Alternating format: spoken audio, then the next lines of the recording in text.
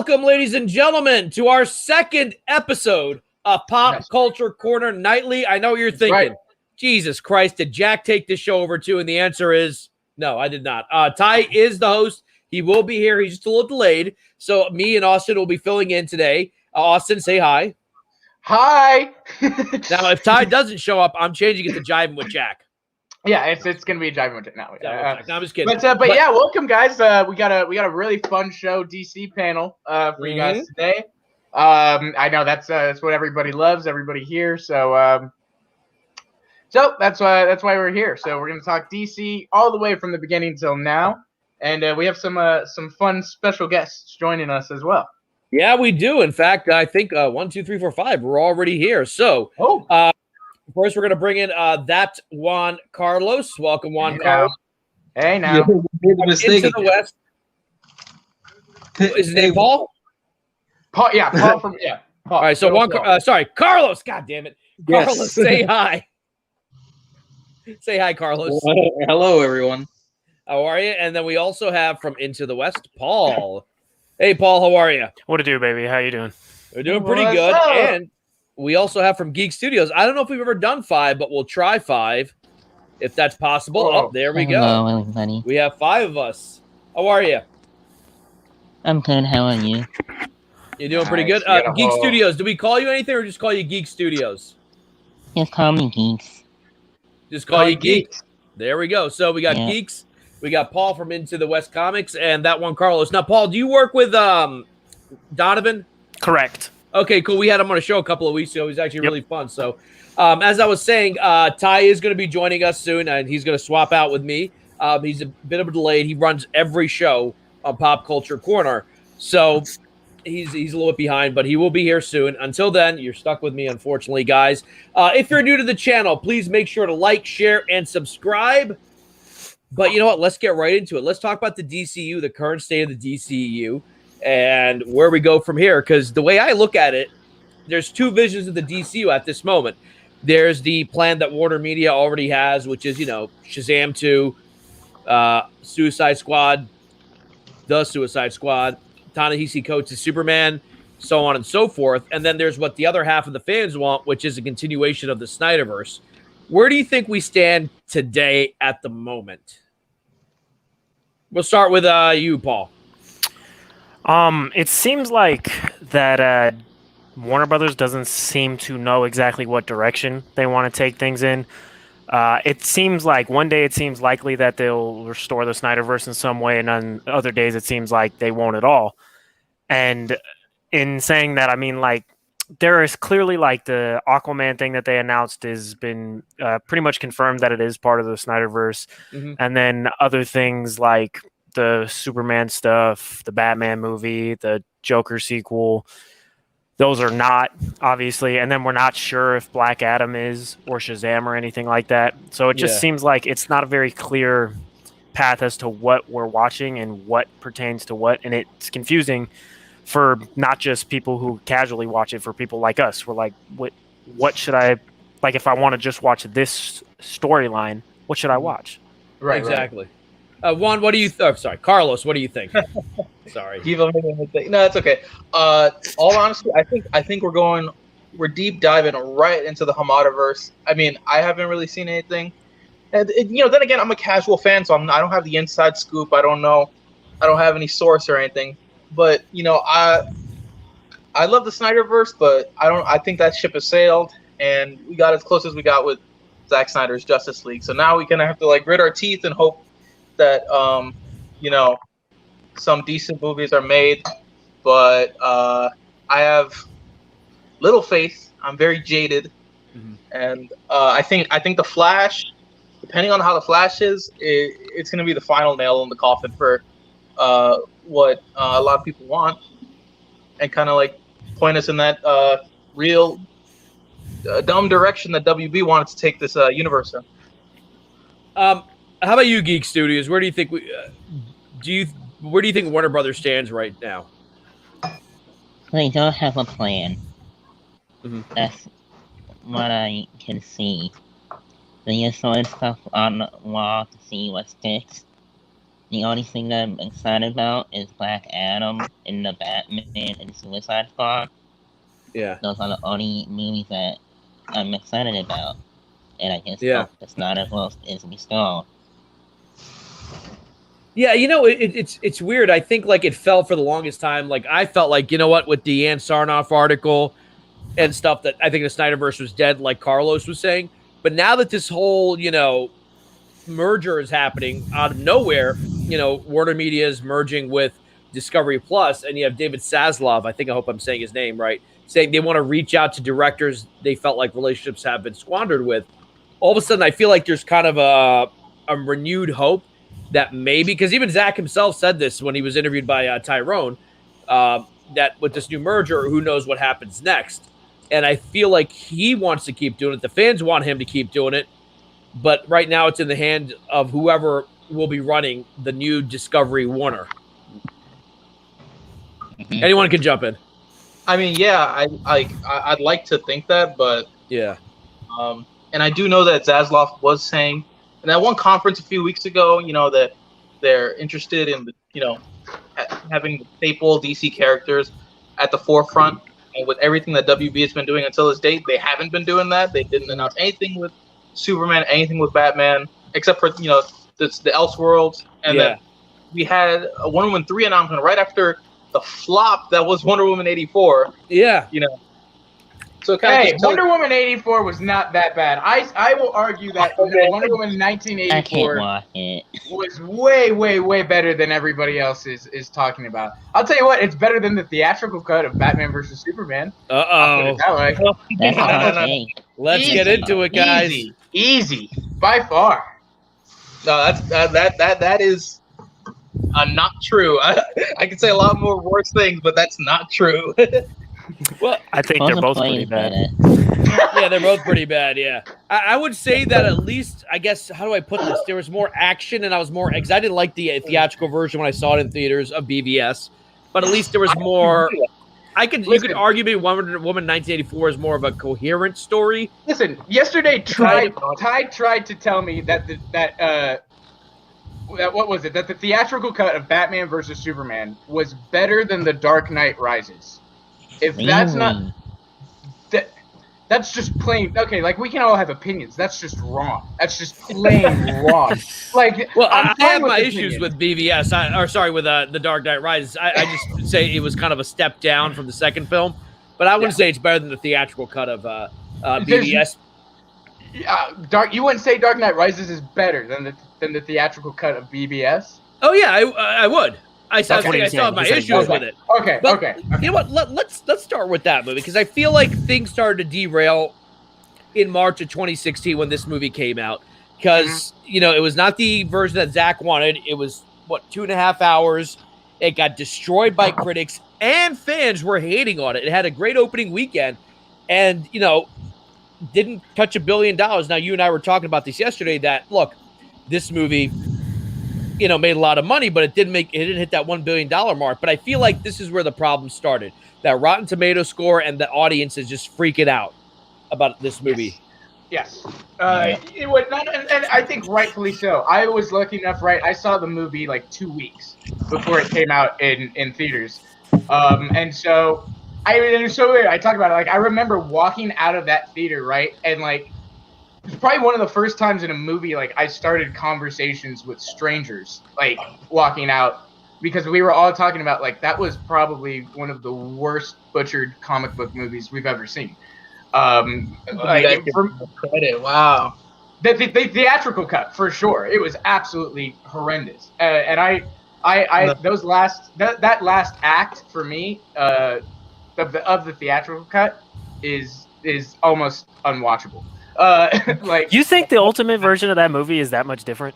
Yes, I do. It's night and day. For me, it is too. It's night and day. It really is. I completely disagree. They're complete. Well, okay. So why don't you? What's it's over long. The explanations they give for things still don't make sense. Like they explain why Superman is in the desert and what's happening. I haven't watched it in a long time, so excuse me if I'm a little bit rusty.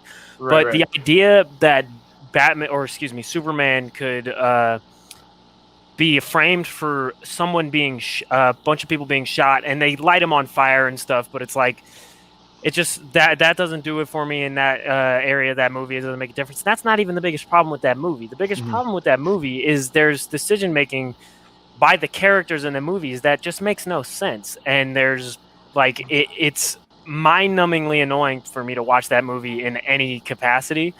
And Austin knows this. I love Man of Steel. I do not like Batman vs Superman. I do not like the Ultimate Cut. I do not like Justice League, and I think the Snyder Cut of Justice League is fine. I like that movie. It's enjoyable. So wait. It's infinitely. It's more improved. It's different, and it's better. It's more different in different ways in the Batman vs Superman movie. For me, the Batman vs Superman Ultimate Cut just made the movie longer, and I did not enjoy it any more than I did the theatrical one. And the things that it changed or added didn't change the things that I didn't like about it. The fact Batman acting like an idiot, Superman acting like okay, so that the scene that has been talked to death where Superman says we need to save Martha, and Batman is just like, why'd you say that name? Like, okay, I'm speaking. I don't think I'm speaking out of turn. My father passed away 6-7 years ago, and if I'm in a fight with someone and they go, you have to save what's their name, I'm not going to be like, or excuse me, you have to save Paul, which was also my father's name. I'm not going to be like, is he talking about my dad? Because that's stupid. I'm not excuse me. I'm not an idiot.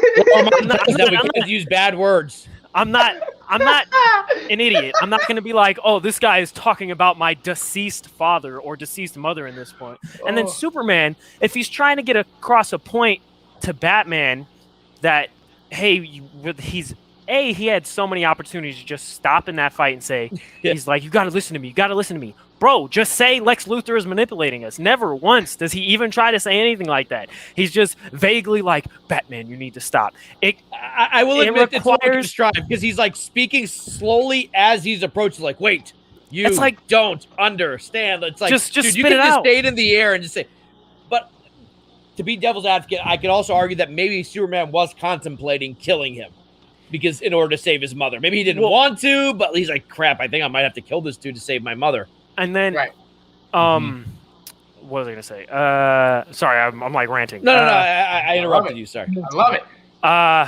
Where was I at? And then Superman, Batman is about to kill him, right? Yeah. If I'm about to die, and I know if I do die, that my mother is going to die, and Martha never does Superman call her Martha. In talking to other people, she is Mom or Ma Kent. Never is she Martha. You would be hard pressed to find situations where it's something like that and Superman says, oh, we got to go get Martha. It's like, no, because it's his mom. She raised him. So if I'm laying there and I'm about to get killed, and I know if I get killed, my mother's going to die, I'm not going to say, save Carol. I'm going to say, my mom is going to be killed if you kill me right now. Yeah. And do you think Batman, if Superman goes, my mom is going to be killed, if Batman's not the idiot that he acts like in this movie, if I say, if you kill me, my mom's going to die. Basically, that's what he said. Yeah. We need to save Martha. We need to save my mom. Why would Batman react differently? And you can say, why did Superman say Martha? Superman didn't know that Batman's mom was Martha. Oh, I don't think that's the implication. I think he was trying to give her his name to save her. That's, if Batman kept killing him, he would have said Martha Kent. Save Martha Kent. I guess the argument there is that, the kryptonite is right on him. He's weak, and he's got his foot on his throat. He can barely speak. Yeah, I guess that would be the devil's advocate argument. Yeah. I agree with you. It's easier to say save Martha than it is to say save mom. Save my mom. Yeah, but remember earlier it seems like Batman doesn't care about his mom. He's like, I bet your parents told you. Why would he care about Martha though? Yeah, well, maybe he doesn't know Martha is his mom. He just says Martha, save Martha, and Batman would. Well, let me ask before I retort to that. What do Geek Studios and Carlos? Any thoughts on what Paul is saying? You want to go first? You can. Okay. So Carlos, you go first. What I would say, well, one, with the theatrical edition, it was actually my first introduction to a modern Superman, or Superman, because before that, It was 2016. I was like 15 years old, and I've never watched a Reeves movie. I didn't watch Superman Returns. I just knew Superman from like video games and like some animation. Yeah. But even then, I wasn't even big into it because I never had those channels that the animations were on. Yeah. But when I saw Batman v Superman, that was my first introduction to to Superman, and I loved it, the theatrical version. And I was crying, I was bawling like a baby when Superman sacrificed himself. And when it comes to that scene, at least with the Martha scene, I could see that he felt in it that in order to ensure that if there is a possible chance that his mom could be saved, that he would need to give a name, like a full name, and then like possibly go from there. Whoever would take on that task, that they could more effectively take on that task than just get the alien that's known globally across the world who we don't know who they personally are. Yeah. They have a mom somewhere on this planet, and we got to save her. So that's one thing. I do see the gripes with that, but it's a way to show how Batman's PTSD affected him over all those years. Because as a child, when it's most impressionable and most needing of his parents and most dependent on them, he lost them in such a brutal and violent act. And that was seared into his brain. That's why over and over you see flashbacks. Over and over he has dreams and nightmares of Man-Bat crawling out of the crypt that the mausoleum that his mother was in. You know what I mean? Yeah, and you see the blood coming out of his mother's name. Yeah, and the last words his father ever spoke was Martha. And that was what he heard. So after the gunshot, I could see a reason how PTSD could flare up from someone who you're just about to kill. So you're in that kind of enhanced, kind of like emotional state, and now someone is bringing you this external stimuli that's directly related to your PTSD. So you don't think saying mom would have done that though? And I just want to be clear before we continue. I will never try to convince you not to like the movie. I'm not that kind of person. I'm not going to sit here and say you shouldn't like it. I am only ever going to express how I feel. I think you make good points. I think that is a more than serviceable explanation for why they say what they say. I happen to not agree and don't like that and think it would have made more sense. You don't find it convincing enough in the moment. Like exactly. And if you do, that's fine. I'm not going to tell you you're wrong. I just don't. How about you, Geeks? What do you think? Geeks, do you have anything to add to that? Yeah, I would like to see theatrical cut a little bit, but I think what Snyder was trying to do to have a connection with these characters in the Martha scene, to see their point of view or something in the fight, because they did say Martha in the beginning of the credits when Thomas was shot, and then I think Snyder just wanted to have like a connection to those characters to see there's a meaning to it. Yeah. Like I forgot what I'm gonna say. I forgot what I'm gonna say now. That's all how I about can this? say about that scene. That's all you can say. All right, no worries. But do me a favor, just jump in whenever you remember what you wanted to say. Just jump in. I'll say this, Paul. When I first saw the theatrical cut, I was like, "What the hell did they do?" And not a month and a half later comes this movie, Captain America: Civil War, and I'm like, "Now that's how they should have done it." Right. But when I saw the ultimate cut, I was like, "Okay, I thought it was a better version of the film. The movie flowed better for me." Well, it fills in a lot of things, right? And look, this is, I respect, actually, no, because I know that the theatrical cut wasn't what Zack wanted to initially release. There was just like that whole beginning changes with the ultimate cut for me, right? It's more clear now. Oh, okay, this is Lex Luthor trying to frame Superman, trying to make him look bad, and all this stuff. So things like that, it was little things, and I know, and I understand it. It was only like 30 minutes or 20 minutes of extra footage, but for me, it did fill in a lot, because I came out of that movie I honestly came out of that movie so disappointed, because if anything, I wasn't crazy about Superman like on his own. Man of Steel was phenomenal. It's one of my favorites, and if anything, Man of Steel made me a Superman fan more so than the comics, because I had never been that big of a Superman fan in the comics. I always had the idea of like he's all powerful. What's kind of the point, you know? Like, so until I started reading like some of the other stories, like Reign of Superman, Death of Superman, even Red Sun, and some of these other things that were different. I was like, oh, okay, I like these versions. And Man of Steel I liked because it was like, you saw his full power. I couldn't care less if he destroyed the city of Metropolis. That's probably what would happen in real life. Like he would be sending people through buildings. He himself would be sent through buildings. I want you to continue. But I don't want to forget to say this. Yes, go for it. Here's one of my other gripes with the way Batman. Batman is an intelligent character.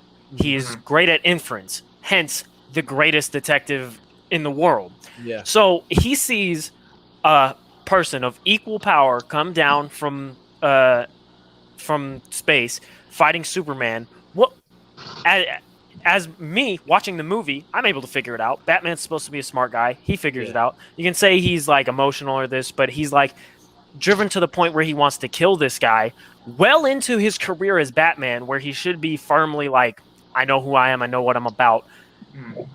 But he's like, he doesn't understand that Superman didn't have a choice. Superman didn't run him through these buildings. He had to take this guy out the way he wanted to take this guy out, or excuse me, not wanted. He had no choice. He was dealt the hand. He took the card that. Excuse me. Not only he took the hand that he was dealt, but Batman he seems stupid and he's devoid of context. He's like, well, this guy just destroyed Metropolis. It's like it wasn't Superman. Anyone can see that plain as day.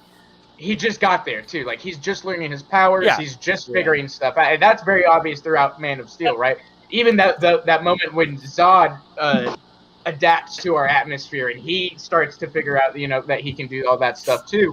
I liked that a lot because it made all that destruction so much easier to get, because it's like these guys are like kids fighting, with all this power. Of course, there's going to be mass destruction and just mass, But for me, I thought it was equal to something I thought Superman and his powers, would happen if they came to Earth. It would be pretty catastrophic.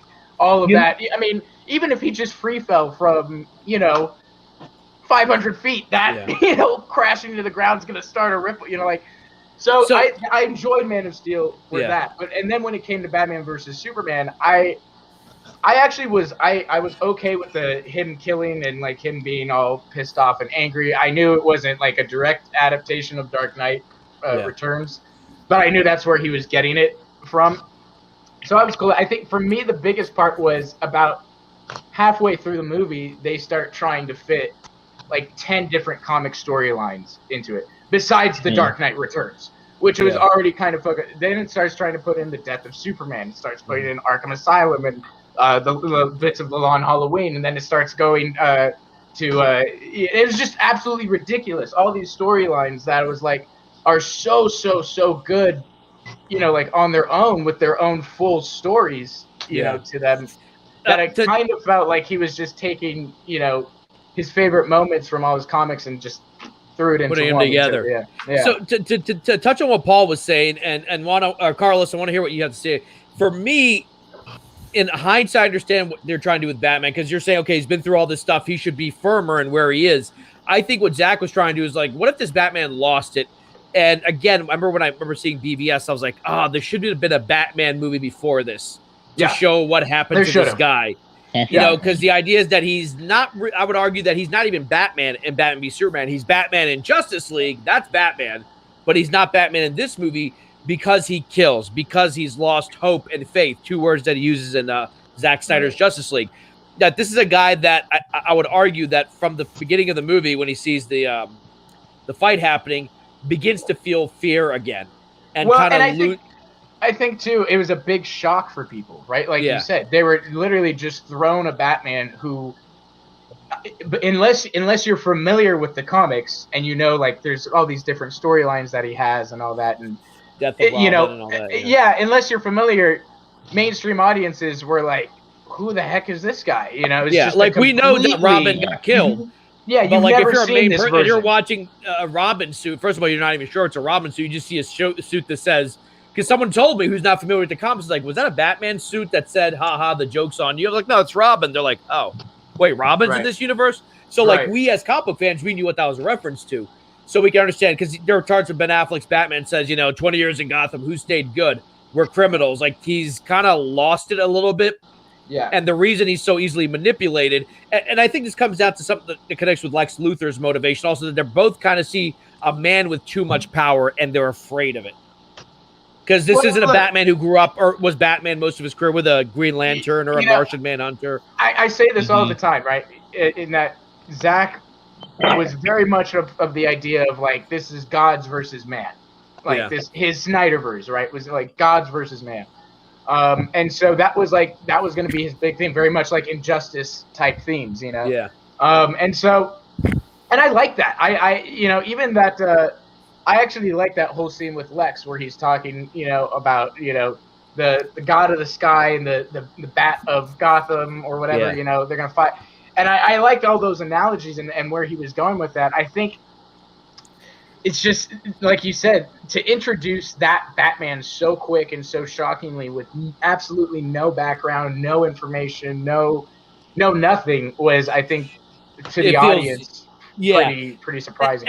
And I think, now, having seen Batman vs. Superman, the Ultimate Edition so many times, yes, now you can pick up that bad things have happened to this guy. Right. But if you watch it the first time, you're like, wait, why is this Batman so radically different? Like, okay, you can... we don't need an origin story for Batman. Again, I feel like most people know his parents have died and everything. But Zack maybe did a great job with that in the beginning of the first. Yeah, but had we maybe seen like I don't know if they would have done another movie where they show Batman already established, he loses Robin. I guess this is what the Affleck film was supposed to be. Then you're like, okay, I get why this guy is so easily triggered, like why he's kind of lost it to some degree. And I think it goes back to Paul's point, like I think the ingredients are there. Tell me, Paul, if this makes sense, but they're not mixing well together to tell. Like that's why the Martha scene isn't sold for you. Yeah, Batman being who he is doesn't work for you in this movie. I also it's like the fact that Lex Luthor is able to trick these two, who are supposed to be very intelligent guys, is annoying, and it doesn't help that this is nothing to do with the story. This has nothing to do with like the writing, the cinematography. Yeah. Jesse Eisenberg's portrayal of Lex Luthor is so annoying.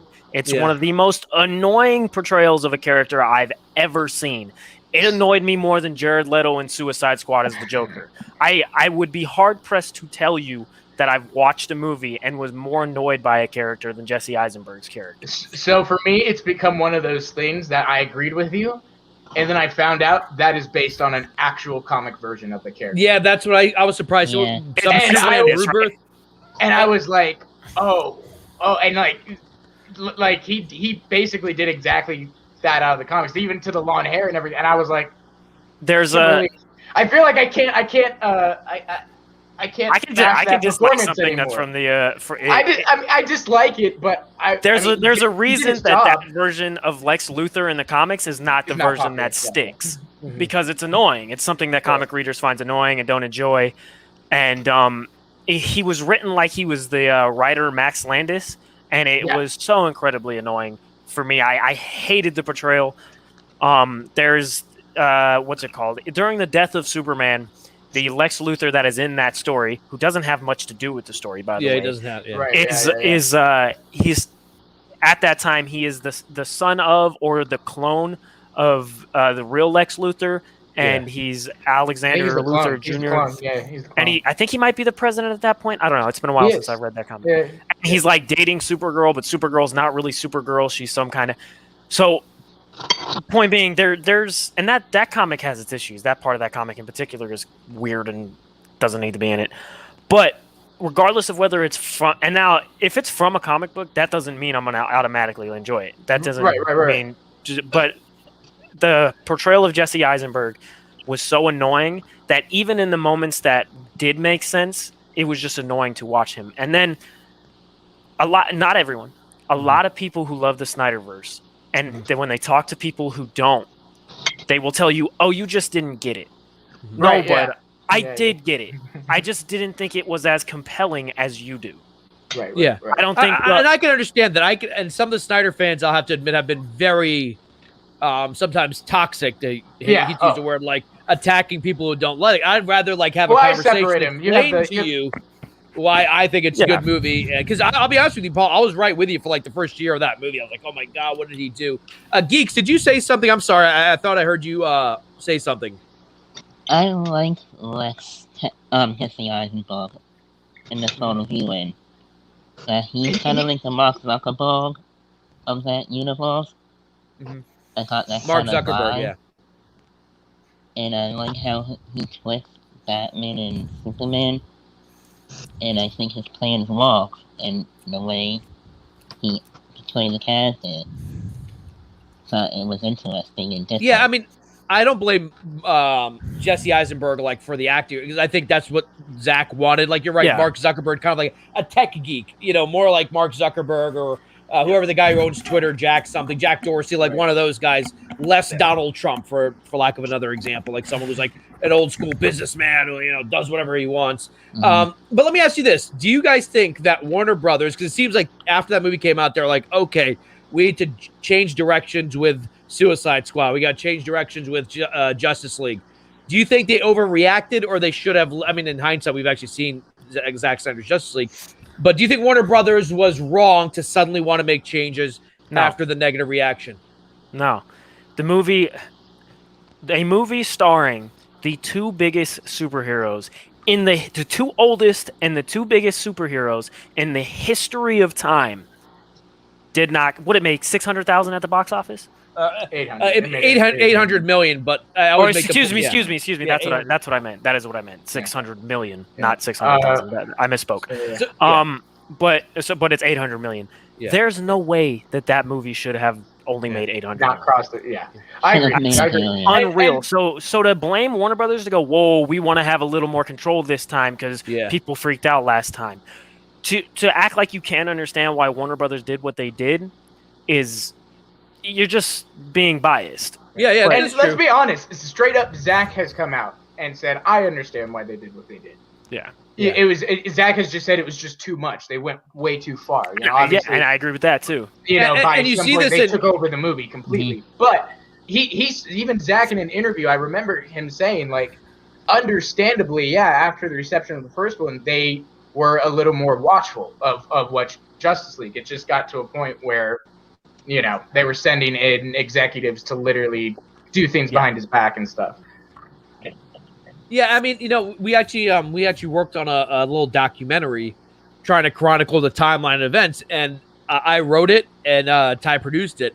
And while I was going through it, I'm like, of course, it makes sense. Get Joss Whedon. Like, all right, in hindsight, we're like, why would you do that at the time? Well, who else in this has made two successful ensemble movies that both grossed over $1 billion? Get me Joss Whedon. And then, at the time, it makes sense. Like, oh, of course, sure. But I always said, if Joss Whedon was given the movie from scratch, it would have been a different movie, but at least it would have been one vision, one guy. But you give him like 5 months to finish and reshoot, make a new movie with old footage and some reshoots, you get this mess. Do you think that should they have let Zack, given some time to Zack, let him mourn his daughter and come back? Because there was already a heavy hand, even in Zack Snyder's Justice League. That is not the original story Zack wanted to tell. And before we get to that point, I wanted to say something too. Is that and I've been talking about this as we've been discussing this over the past week and stuff. Is that really, honestly, when you look at the Snyderverse, right? It has its solid fan base that will absolutely 100% go out and see his movies. But those movies did not necessarily make a lot of money. Man of Steel, I think was $150 million budget, made $600 million. BVS, $250 million. Again, we talked about with the inflation, the changes, all that. Probably closer to $500 million, only making $300 million back off of that. Yeah. I want to address a comment real quick. Integrity is he says WB is to blame for why Batman versus Superman didn't get over $1 billion, and I just don't think that's fair. Well, I think Integrity is trying to say too that if he thinks the BBS Ultimate Edition, if the Ultimate Cut would show me how many movies that are 3 hours long have made $1 billion. Yeah. please. And remember, Like, there's no Endgame at that point. Endgame is after the fact. Nope. And there's a different context to that. You're right. I'll tell What's you which Titanic movies at? they are. How long is Titanic? I feel like Titanic's 3 hours. Titanic's not, I Titanic's- don't. It's like 2.5. It's not 3. No, Okay. it's about 3 hours. It's about it is 3? a long movie. Well, okay, but so that's you have- also the exception. That was You have Titanic. You have maybe Return of the Endgame King. Maybe That's Return of what the I was King. gonna say. Lord of Yeah. the Rings, which is one of the most heralded book properties of all Yeah. time. Sure. You have right. Titanic, which is a cultural phenomenon. Yeah. Same thing with the Infinity War movies. And then, like, I don't even think, isn't Infinity War under 3 hours? Yeah, Infinity War is Mhm. shorter. It's Yeah. under 3 3 hours, and I think hours. Endgame's a little over. Yeah. So it's like there is 4, 5 movies Yeah. in Yeah. the history of time Yeah. that have made over $1 billion. So no, I don't think. If anything, I think that would have hurt the box office if you put it out, and that's probably why WB made the change. Yeah. Because, and you know why? Like you said, it did great in the opening weekend, and then people were like, and even with the cuts they made, that's a long movie. The theatrical version is a long movie. Yeah. And so I think to blame WB for why it didn't go over $1 billion is just not.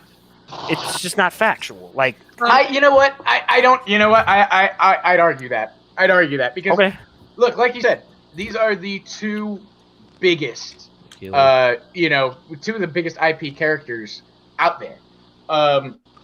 And for me, as far as I know, most everybody that has seen the Ultimate Cut either they just like it significantly better, or it literally got them into the Snyderverse.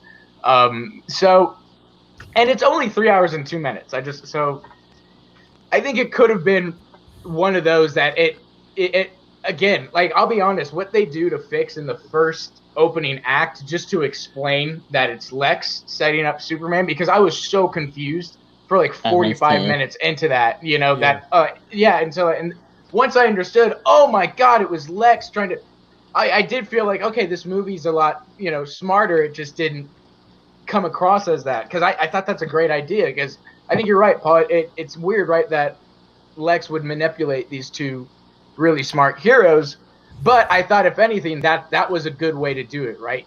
Literally get the country to think that this guy, that Superman, he could flip, or he could turn, and what do we do then, So go ahead. Sorry. yeah. So I think with that more explanation and stuff, and even the ending is better in the Ultimate Cut.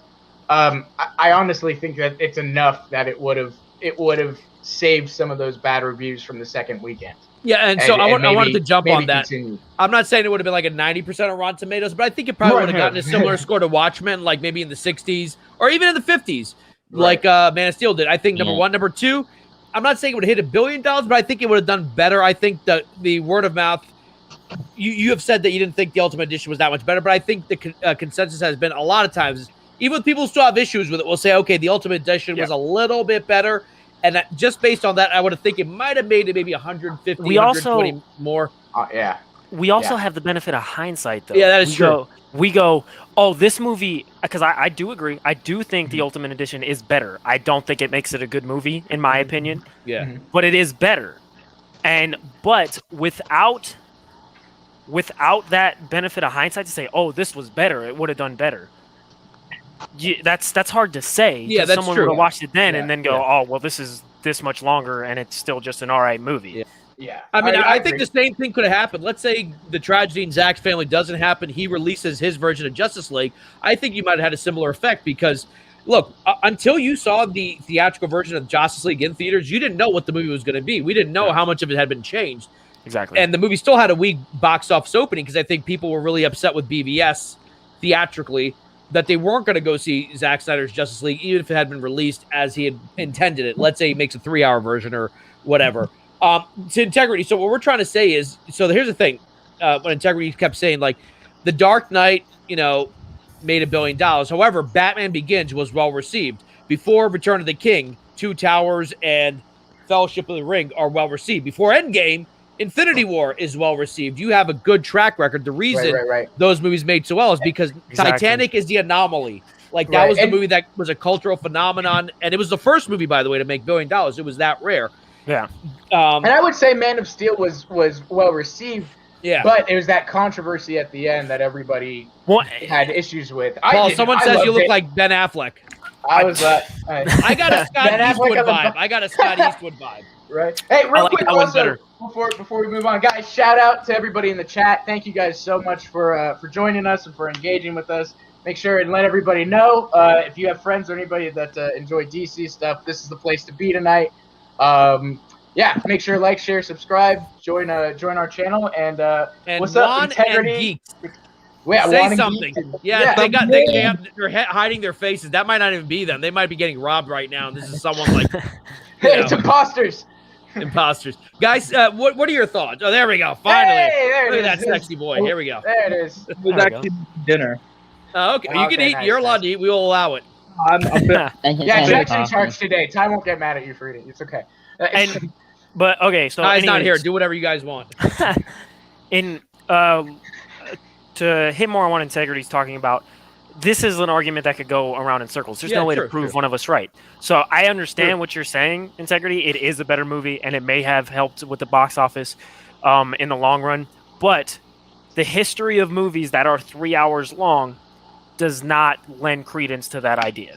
Yeah, agreed. There's 4 or 5 movies in the history of time that made 3-hour movies that were made over $1 billion. All of them are standing on the shoulders of either a bunch of really well-received films beforehand or the biggest director in the world at the time and a cultural phenomenon in Titanic. Yeah. And you could also make a case. Let's say Infinity War doesn't do well review-wise. Let's say it hits 60, 50%. That movie doesn't make that much money. It doesn't make that much money, and they're already working on Endgame. There's absolute Marvel Studios dude, you cannot make this 3 hours. Infinity War did not do that well. Make sure that this is 2 hours or 2 hours and 20 minutes. Agree 100%. But because Infinity War had the biggest box office opening of all time, it grossed $2 billion. You're like, guys, do whatever you're doing. Go ahead, make a 3-hour movie. Yeah, exactly. And look, Integrity also. Yeah, go ahead, Geeks. Go ahead. It beat an Avatar in its #1 box office. That's right. Yeah. I don't know if Infinity War did. Endgame did. I know Endgame did for sure. And Integrity also, I want to say he makes a good point here too. Again, imagine if they cut 20 or 30 minutes out of The Dark Knight, or something like that. Yeah, probably would drop 100 million. So, I think there's some credence there. But I don't know. I think at the same time, right, there's still, from the moment Man of Steel ends, right, and he kills Zod and everybody, there's literally a split audience, right? Half the audience was like, yeah, we're cool with that. The other was like, that's not my Superman. So it's that in itself kind of, I think, screwed Batman versus Superman a little bit, ahead of time. Because it was going into it, people were already going into Batman versus Superman with, I don't like this killing Superman, or whatever. So. And okay. And Carlos, I feel like you've been trying to say something. Yeah, nerdy in many ways. Welcome. What's up, Dawson? Yeah. Look at Austin. I know his first name. Yes, guys. It's hello, Dawson. I watch his channel, man. Nerdy, anyway. Carlos, I felt like you want to say something. Yeah, I was gonna say. I'm kind of with all of you, and what I was gonna say was I like BVS, the Ultimate Edition, but after a while of contemplating, and also coming into my own craft and seeing what kind of movies or what kind of storytelling that I would like, I soon realized that there are a lot of things that I would change about BVS, especially Doomsday and the final battle and stuff like that. Yeah. But what a lot of audiences, what I think they would want, what they wanted in this is they wanted something to kind of take them out of reality. You know what I mean? Something to escape, kind of a form of escapism, as all entertainment is kind of. But when I do appreciate what Zack Snyder did in that regard with his movies, that he wanted to ground it and be like, look, this is the real world. A guy literally just came to Earth out of nowhere, and now he could fly and shift tectonic plates and fly through the sky for breaking the sound barrier, and there's nothing we could do that could harm him or stop him. You know what I mean? I can understand why people would criticize him a lot, as well as be deathly afraid of him. Yeah. You're either going to get critics, you're going to get worshipers, or you're going to get, villains that just hate him. Yeah. You know Geeks, I know you said you have to leave. So before we move on, do you want to get any last thoughts? Geeks, you there? The thing I like about the Ultimate Cut was, the thing that I like the Ultimate Cut was the stuff that they did with Clock, investigating stuff as we called it, which was in the theatrical cut at all. And I wish we kept that in there to see more of Clock. Okay. And thought that was interesting that they cut that out for no reason. Yeah. I mean, I would say this, like, in more times I've watched BVS, there's a lot more stuff under the surface that I maybe ignored the first few times I watched it. But to Paul's point, that maybe it had the right ingredients, but if you don't put the right doses in, and go back to what you were saying, Austin, that, maybe there's too much happening in that third act, I think is one of the reasons it's such a divisive film. Yeah. It's a film that I once hated, but I don't like hate people who hate it. I'm not like, oh, you're wrong. No, not at all. Like, I'm just like, I get it. I totally understand it. I get it. Secretly, Paul and I have been trying to kill each other since we found it. No, I don't know. And it's sad that there are people, that's he's why had opportunities. It's sad that there are people, because for me, like, it's like, this is part of what's fun of being like, the fandom is that, like, people didn't like the movie and people did. I mean, I think it's just sad when it gets to that point, though, when it's like, you didn't like this. Well, you're stupid or whatever. So there's a guy that you retweet on Twitter just to talk on about, like, the argumentative side of stuff. I think his name is Mercury or something. Yeah. I had to block that guy. He is insightful. He tries to create arguments with people. He throws jabs in ways that it's like, how do you want someone to respond to this? Yeah, and I'm like, there's a lot of that, unfortunately. Like, there's one guy, and I hate to defend him. Oh, he's not here. We don't have his picture. That guy, Jody's Corner. Like, he's been very anti-Snyder for a while, and while, like, me and Ty vehemently disagree with him, he also has been harassed a lot. And I don't think that's cool. And they said stuff about him being black and, overweight. I mean, I made overweight jokes. It's not right. But, like, I'm like, okay, yeah, it's in fun. But, like, when you start, like, threatening someone that we're going to find you out in the streets, it's like, okay. None of it's that serious. It's a movie. Yeah, right. Exactly. Agree. All right. Geeks, do you have to go, my friend? Yeah. Thanks for having me on. And nice meeting you guys. It's great to finally hear your voice. Maybe we'll see your face. Yeah. Listen, we like you. Please come back. Come on, Jive with Jack. We'll have you on Jive with Jack. That sounds good. Nice. That sounds good. All right, brother. Peace. Thank you for being here. I appreciate it. All right, so by the way, this is supposed to be Ty's thing, but I don't know. I hope he's going to be here soon. And I wonder if he comes. He's like, yeah. So BVS was a great movie. And you guys have to have this entire conversation because he gets very emotional about that movie. Ty does. He gets very passionate. He gets very passionate.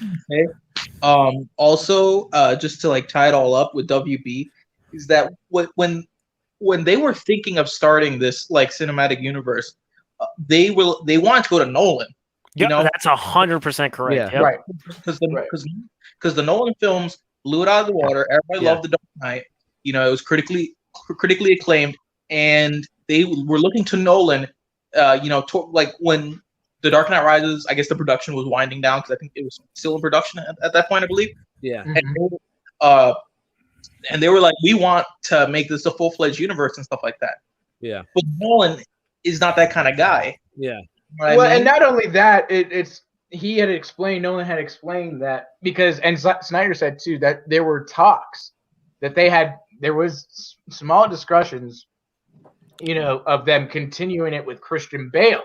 And Christian Bale's and as I understand it, they were talking about doing it with Joseph Gordon-Levitt.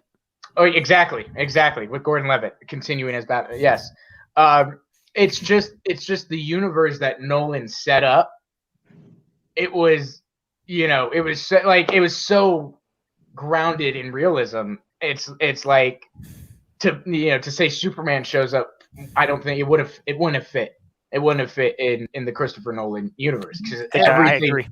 Everything was so like in reality in our world. If Batman was here today, this is how he would act, what he would do, things like that. Yeah.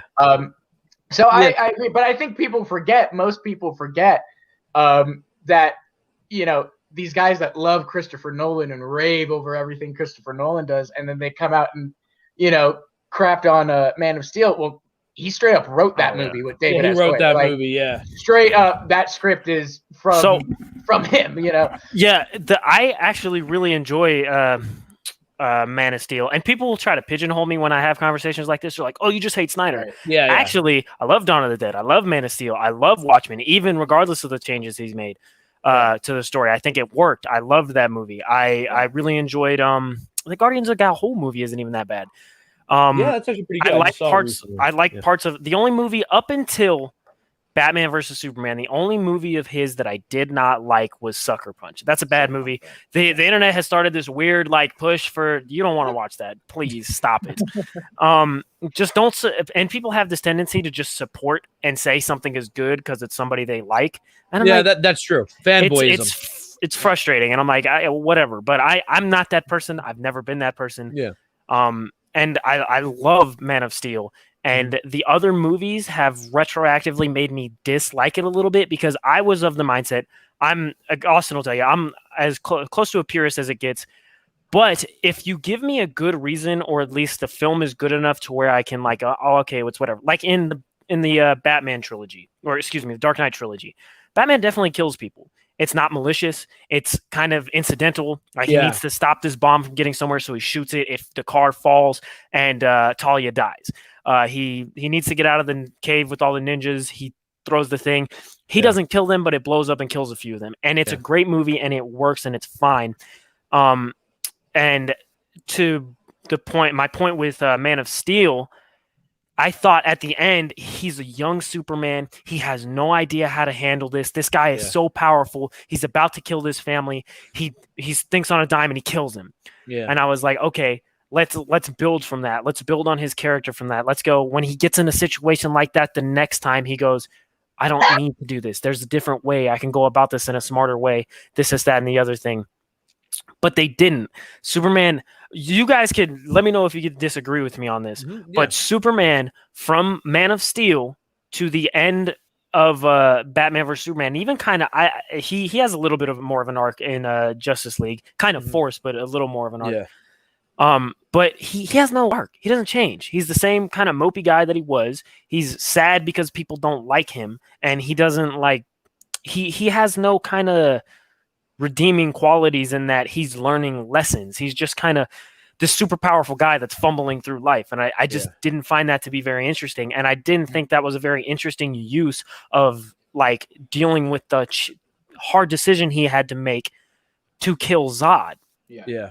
And I just don't think in the following movies, they built on that in any kind of way. They just I actually agree with that. Now that I've never thought about that. Yeah, they never really follow up on how much that weighs on him. Yeah, it was someone does to him and from his home planet that came as far as he knows, Earth. Yeah, an extinct species. His extinct species. Exactly. He just killed one of the last survivors. Yeah. Right? I would say the only thing close to an arc he has in BVS is that you're right. People hate him and doesn't know if he should still be Superman. And I think the lesson he kind of learns is that this is his world. It doesn't matter whether they love him or hate him. He's there to protect them. That's always the arc I got from BVS. That he thinks that, I have to be loved to be a hero. And the truth is, no, you do it because it's the right thing to do. And there will always be consequences. That's the whole thing with Pocket. On the mountain, he's like, look, I saved my farm, but I ended up destroying the Lang farm. That no matter what he does, there will be. And then at the end, when he looks at Lois, he's like, you're my world. It doesn't matter whether he's loved or not. This is who he's supposed to be. Real quick, we got Ryan Rivera joining us. Hey, Ryan, nice to finally meet you. Hey, what's going on, guys? Nice to finally meet you, man. Yeah, nice to finally meet. Thanks for stopping by, man. Of course. I know you've been sitting in the chat. I know waiting to say some things. So yeah, I was waiting for my turn. Yeah. Very patiently. So what do you got, man? What do you got for us? I love BVS. It's my favorite out of the trilogy. So. I feel like this is going to As soon turn as I into heard the everyone slander, I against was like, Paul I gotta thing. come in speeding, like love a bullet. it, love it. Yeah, right. Poor Paul's on his own. I don't want to make this like a dump on Paul thing. No, Where's I'm not Justice? gonna Let's get shit on Justice. him. No. Our co-creator Justice hates all of the Snyder movies, so like he would have been perfect for. Right. Like, listen, I'm completely fine with everyone's opinions. Like, I'm not gonna shit on anyone for it. It's just yeah. it's what I love. Language. Oh, sorry. Yeah, or monetized. Ty's gonna get mad at you, not me. Sorry, my bad. I think we can say shit though. I don't. Yeah. I'm We'll play around. I'm trying to lighten the mood because Ryan looks like he's got brass knuckles ready. He's like, all right, Me? Oh no. Yeah, no, look at that. He's got his, No. man. I love your. He put his background. Clark Kent glasses on. He's like, I'm ready. The Joker there in the Oh, corner. yeah, I love I got it, some man. pops. Got Love this it. Awesome Wonder Woman figure that I got. It's pretty cool. Whoa. Yeah. So before Ryan goes, the last thing I want to say is about Man of Steel for me right now is that the only two things. Well, retroactively, I didn't really enjoy it, like the Zod thing, because they never. Yeah. Like I said, they never really did anything with it. When I watched the movie, I didn't really mind. I was like, okay, he's young, he's in that situation, I do it. The only change they made from the comics that I really did not like, and I think that I've talked to Austin about this before. In the comics, when Pa Kent dies, it's a heart attack. Yeah. He dies from a heart attack. And the lesson that Superman learns in that is no matter how powerful he is, no matter how good he is, he can't stop everything. Yeah. He can't do everything. Yeah. And the tornado thing, I didn't hate it. I would have enjoyed it more if they did the heart attack thing. The comic. But I was just like, well, I mean, dude, just go save him. If you have 10 people on this bus, the whole world's gonna know that. Bro, just go get him. Yeah, just go get him. Yeah, Right. I felt like they could have done that a little bit better, but it's still, I got the message and it hit me emotionally. But you're right. It's not. I get it. I understand what you're saying. Yeah, I just would prefer. I think that's just that's such a hard situation, and I guess you're right. I think probably the only way they could have done it with no, criticism is if they did it straight from the comics. Because other than that, it's like, how do you explain that the most powerful man on Earth and all that couldn't, he didn't save his death. He's like faster I'm than gonna the be speed honest of with light, and he couldn't. boom, get his death. Real quick. And then the like, 10 people there will be like, "Whoa, what just happened?" No one was Yeah, recording well- it. Like it's Yeah, not. but at that point, he doesn't know how fast he is or how strong he is. He's only like 18 years old at that time. Yeah. That In is fact, true. I don't think he can fly yet. Maybe No, he couldn't even fly true. yet. Yeah, he couldn't even fly yet. Yeah, His dad wouldn't have told him no if he couldn't have done it. maybe. Yeah, probably. Yeah. Why would his dad go, "No, don't do this thing. You're not sure." You Yeah, can." he was about to. He was about. And that's- his dad was like, I "Don't think do his it." dad's whole thing was being overly cautious, like that whole line where he says, "Should I let everyone on the bus die?" And Pa Kent's like, "Maybe." I'm like, "Wait, no, Pa Kent wouldn't say that." But I think he's so overprotective of this boy, As any parent would be. as if any their parent son would be, was that like he doesn't even want to risk his own life. Like, dude, let me die, but I don't want you, Right. to. But I can understand that was another criticism of the movie. But I actually like the scene and that shot of Kevin. Yeah, Costner. I actually I like the scene too. I think it's a beautiful scene. I think it's done well for what it is. I just, Yes. It is. Yeah. It's and that's just one of those things. I think it's hard no matter what you did. Yeah. Because it's like like we said, Superman is the most powerful thing around. So And it was a it's great kind of growth moment for Superman because in the same scene, he's like, "You're not even my real parents." Like he's acting like Right. a teenager. He I do doesn't think- mean it. But then when I he think they actually sees played it, it well. when he screams, he's like, "Dad!" Like, They played it well. And you know what? Yeah. I rewatched Man of Steel the other day too, and I forgot that there's a scene right after I forgot that's a flashback scene, but when Lois finds out that Clark is Superman, and that's when he tells her, my father was trying to say people weren't ready. That's why I didn't do it then. That's why I'm not doing it now. And you could argue they weren't ready in Man of Steel or BVS. Like I think that's Right. kind of been the theme that they Exactly. will never be ready. Exactly. Yeah, you know what? You know what I was thinking. So like I do like Man of Steel, and you know what?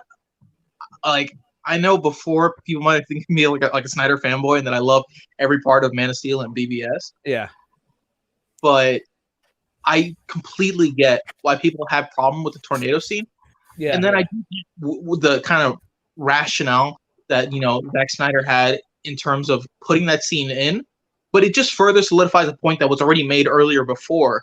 With people are not ready to discover you, and you need to make that own choice when you're good and able to. You know, we already had that with the bus scene. So teaching him another lesson in that you can't stop everything. So I think that's fair.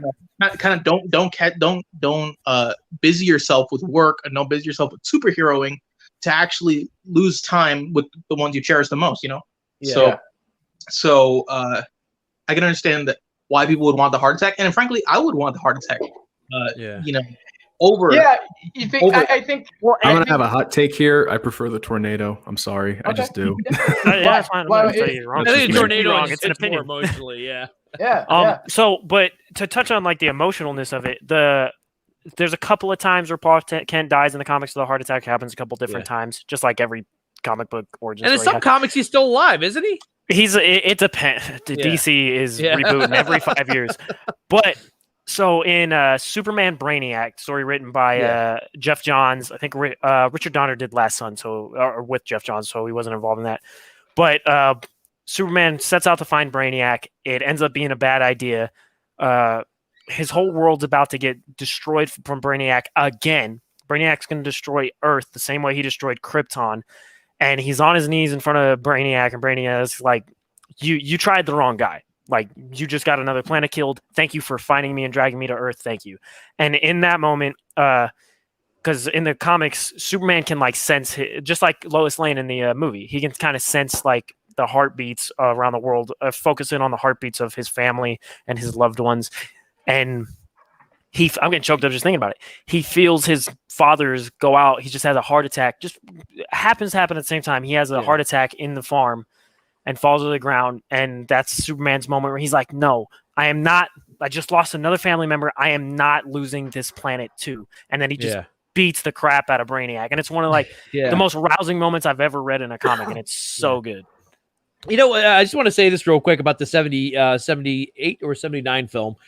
I've seen, and part of this goes back to the Snyder fans sometimes being a little toxic, a lot of crapping on the Chris Reeve Superman recently. I love those movies. I love those movies too. And I love the Man of Steel movie. But I've heard a lot of people maybe because they love Cavill, and I want Cavill. He stole my Superman. I hope he comes back for a second Man of Steel film. But I've heard a lot of people, I guess, maybe to prop up Cavill, say, "Oh, dude, Chris Reeve movies suck. The Richard Donner movies suck." Look, I still think Chris Reeve is the best Superman. That's another thing with the toxicity. Which, and let's be honest, guys. Nobody was crapping on the Dark Knight trilogy until Ben Affleck became Batman, and the Snyder cult started. Not one freaking person. Okay, yeah, maybe besides a few like critics and stuff. That they're still good movies. They're still good movies. I just have my criticisms. But all of a sudden, Batman versus Superman, Justice League happened, and all I can hear from anybody who is a Snyder fan is, "Yeah, those movies are terrible." Yeah. I'm like, those movies, like. That's a little bit. Look, but that's how fanboys are. Name one comic book movie that came out at that time that was anything like we'd ever seen. Like, but that's just fanboys. It defined the comic book genre at the time when those. Look, I'll put it this way: I'm old enough to remember. I don't know if you guys weren't even born when this happened. When there were just 3 Star Wars movies. I'm that old. There were just 3, and then the prequels came out.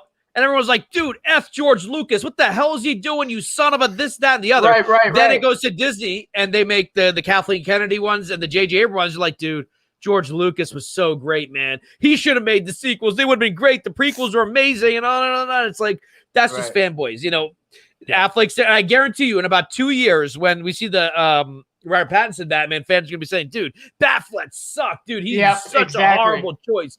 You know what? Adam West was, then there's going to be the same cycle. I've seen it even with the James Bonds. Like every time there's a new James Bond, dude, Pierce Brosnan sucked. But you know, I'll tell you this: Pierce Brosnan did suck, though. Yeah, but like that, every time there's a new James Bond, they're like, this new one's better than the last one. You know, that's just how it is. And I do agree that you know, but I would still say the Dark Knight trilogy is a phenomenal trilogy. I loved Ben Affleck's Batman, but I'm an old fanboy. Michael Keaton is still like right there up there for me. But that's me. Look, I mean, I love Ben Affleck's Batman. I really do. I think he's. I know you don't. I really do. And that's fair. I get it. I think if anything, and it's so funny. I do. That's the one thing I didn't have any issue with Batman versus Superman, right, was the violence of Batman. And I understood the PTSD and the anger. I was like, Maybe it's because I knew the comics. I knew, I was kind of just thinking in my head, oh yeah, I'm referring back to the Dark Knight Returns comic, and yeah, he's been in Gotham for 30 years. He's been through all this crap. He's pissed off. He's angry. He doesn't kill a single person in the Dark Knight Returns comic.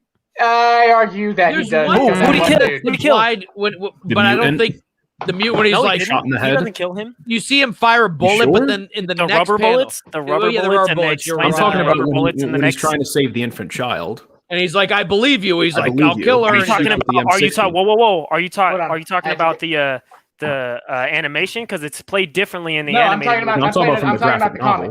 In the novel, on the newscast, they say that Batman is wanted for assault. Exactly. You know what that means? Yeah. That Nobody didn't died kill him. right there. That's Not in a single the news person. panel, correct? Because I always saw him like, dude, did he just kill that guy? The next panel it says he might have shot him in the leg, who knows, or whatever, but he didn't kill him.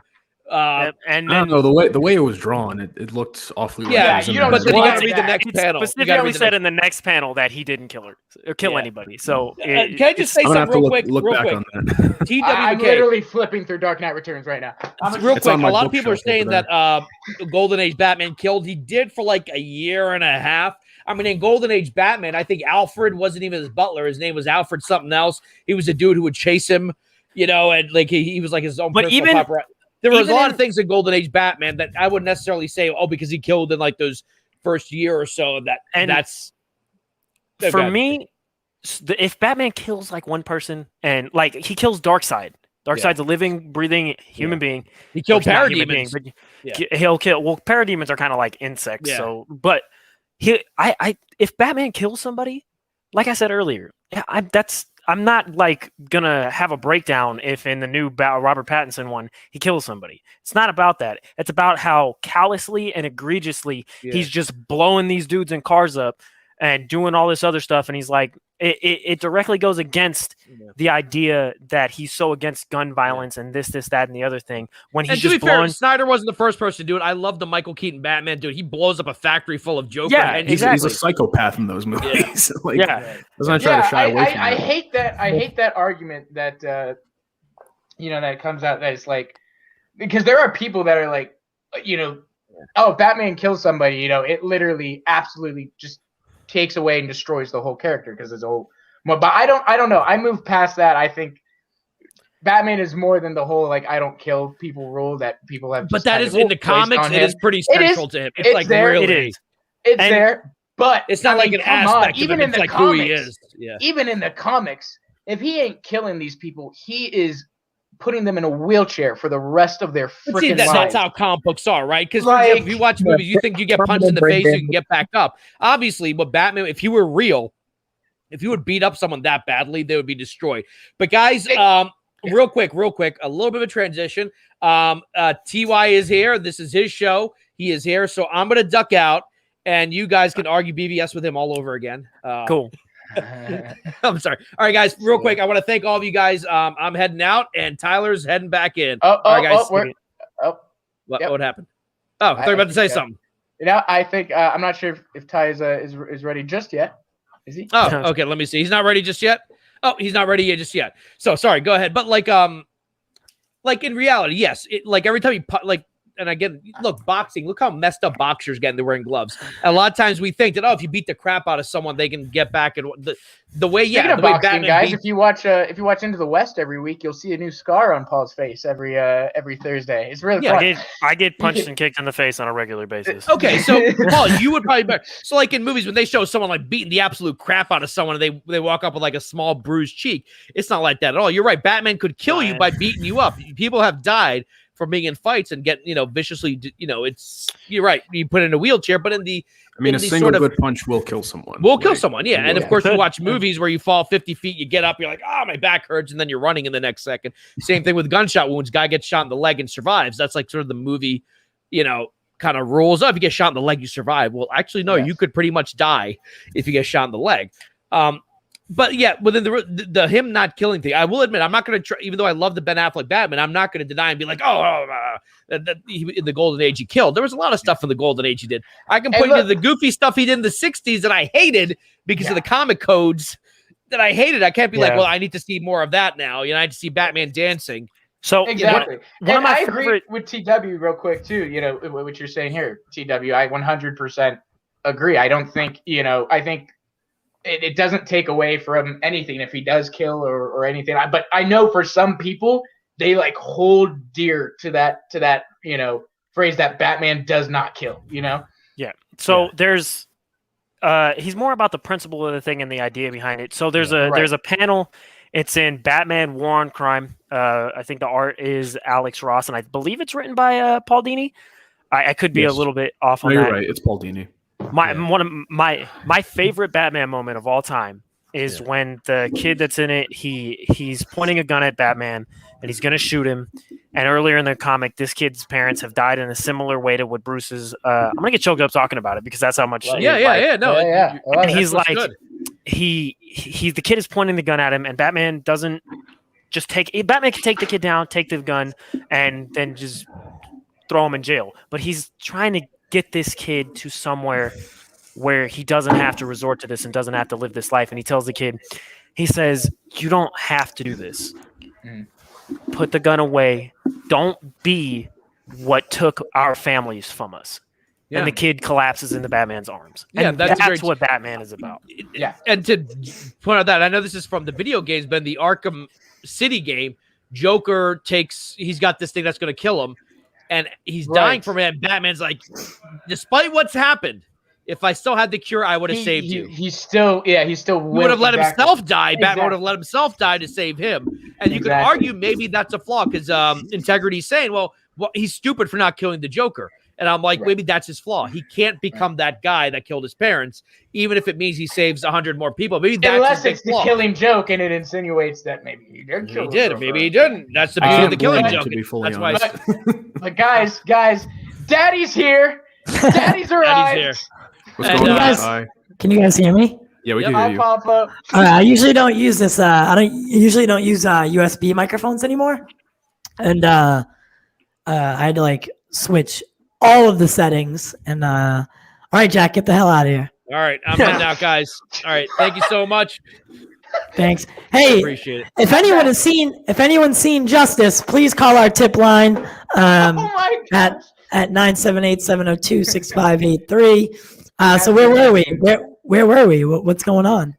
Oh man, we are getting into the nitty gritty. All right, I just want to throw one thing out there. Everything that Paul from Into the West Comics says about Zack Snyder's Justice League and the universe around it is so wrong and selfishly articulated. I thought I was the only one who felt it, and I'm kidding. Yeah, no. I haven't been watching because I've been working, but I just know that whatever Paul has said to this far has been utter nonsense. So we can see who the emotional ones are. That's exactly. I forget my emotions when I talk about this stuff. No, I love it. I'm just kidding. So where were we? Catch me up. We were kind of talking about the Batman's no kill rule and how much it matters sometimes and how much it doesn't. All right. Yeah. Well, Ty, your mic's a little loud. If you could turn it down because it is redlining a bit. Jeez, I asked how it sounded, and it sounded good when and then you kept going. It went from like an 8 better? to like a 12. Right? Yeah. It's when you started yelling at me. Better. Still, that was a little too gainy. Yeah. Oh no. All right, you guys can continue.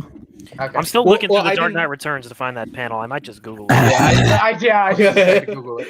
Yeah, I didn't say what I was. I'm finally back on my computer, so I can actually be comfortable, not on my phone. Hello. But when it comes to film Batman, the killing rule is not the most important thing, but it is kind of. It does make sense in it, I guess character progression wise, where he doesn't want to perpetrate that extent of the violence, right? as was done to him.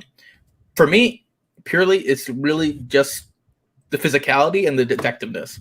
Yes, and the detectiveness. The Dark Knight and the Dark Knight trilogy has that in spades, but oh my goodness, it does not have the physicality whatsoever. That's fair. okay. It doesn't. 100%. You know, maybe some of the like katana fighting, you know, kind of training was a little Batman there. Begins is much better about the physicality than the following two movies. But any of them, yeah. I 100% agree with that. The elbows and Batman he's a peak physical human. If you were to take some guy, and you know, Batman, he's rich, he probably has all of the all of the supplements, all of the protein shakes, all the, you know, enhancers or whatnot, or things to make his body a well-oiled machine. Even that scene in The Dark Knight Rises, one thing I like is he creates this thing because his leg is all messed up. Yeah. And he creates this mechanical thing for his leg where when he kicks, he's able to actually. Yeah, and I was like, "Oh, we never see him do it though." But you never see him use it. Yeah, so that's why The Dark Knight Rises is trash. No, I'm kidding. Whoa! Hey. One of the reasons. Dark Knight Rises is one of the worst of all time. Thank you, Ty. Thank you. God, here we go. And you thought the theatrical version of BVS was good. It was. It's better. It entertained. Oh, again, there are opinions, Ty, but there's also just facts. What is it that you don't like about The Dark Knight Rises? It was what is it? boring. Well, hold on. I was just gonna. I'm gonna preface this with saying there are two things I do not want you to say to me. Don't say all the police go down in the sewers. I agree that was silly. And then don't say to me the way the prison or the way his back gets healed.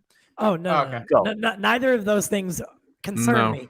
I just don't think fundamentally it was a good Batman film, and it was definitely not a good way to end a trilogy after the success and the raging just this adrenaline rush that was The Dark Knight.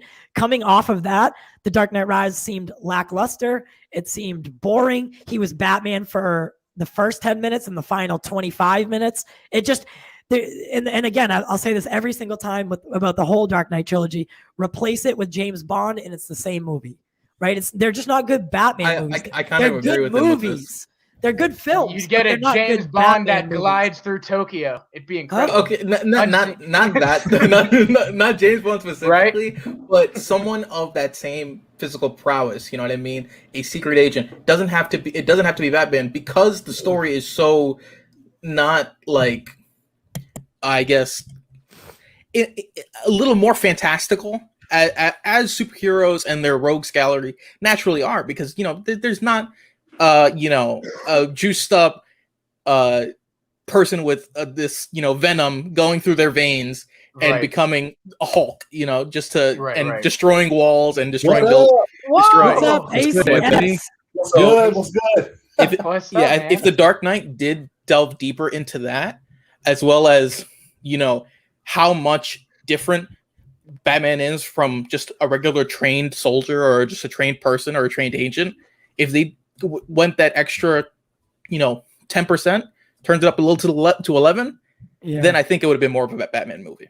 Yeah, I don't like the fact that Batman took 8 years off because of Rachel's death. I find that I don't think Batman would do that in general. If any woman in his life died, I just don't. Well, wasn't also it in part because the laws that they were able to pass with the Harvey Dent Act, crime rates were down like crazy, and they didn't really need Batman. Yeah, exactly. He wasn't really needed. So it wasn't only the Rachel thing. It was explained to a degree, but like you're gonna tell me that Batman would let himself get super decrepit over that? Yeah, I don't see that whatsoever.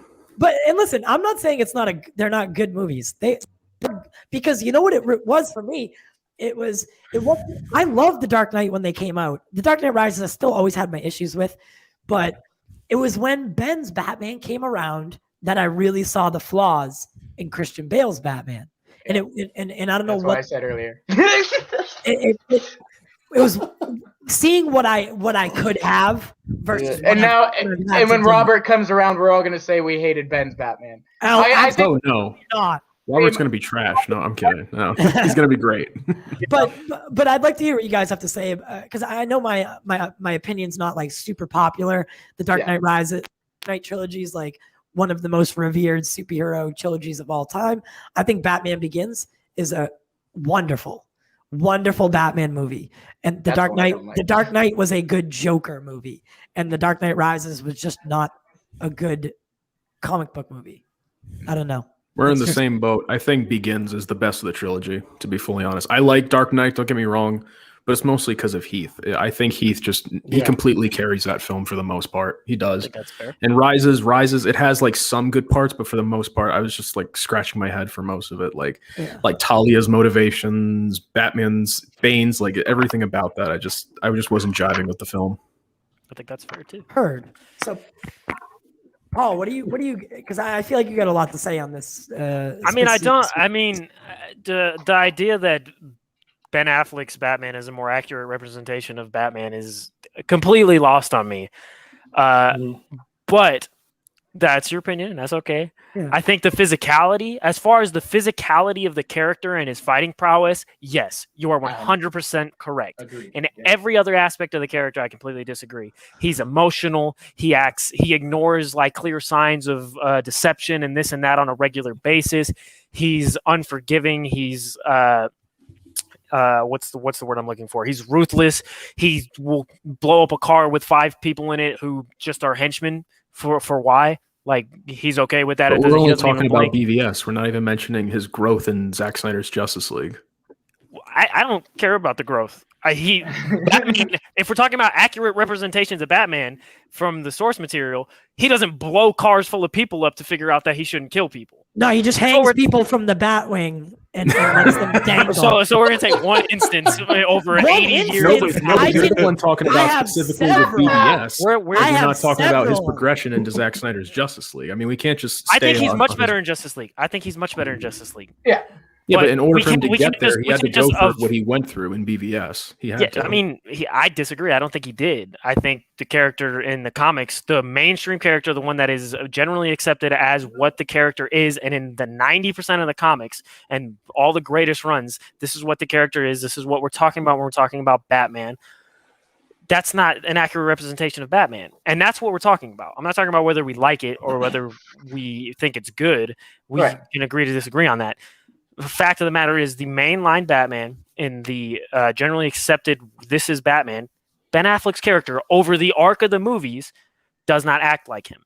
And if you enjoy that he doesn't in BVS, but he gets to the point where he does, if that's for you and you love that and you like that, I'm not going to tell you not to. I think you're well within, obviously you're well within your right. It's an opinion, but I get that. I understand that. It doesn't work for me. I don't like it. I don't think the character needed to go through that to do that because he doesn't in the comics. Okay. And it's not because it's in the comics. It's just because that's what I liked better about the character. That's what gravitated me towards the character when I was a kid.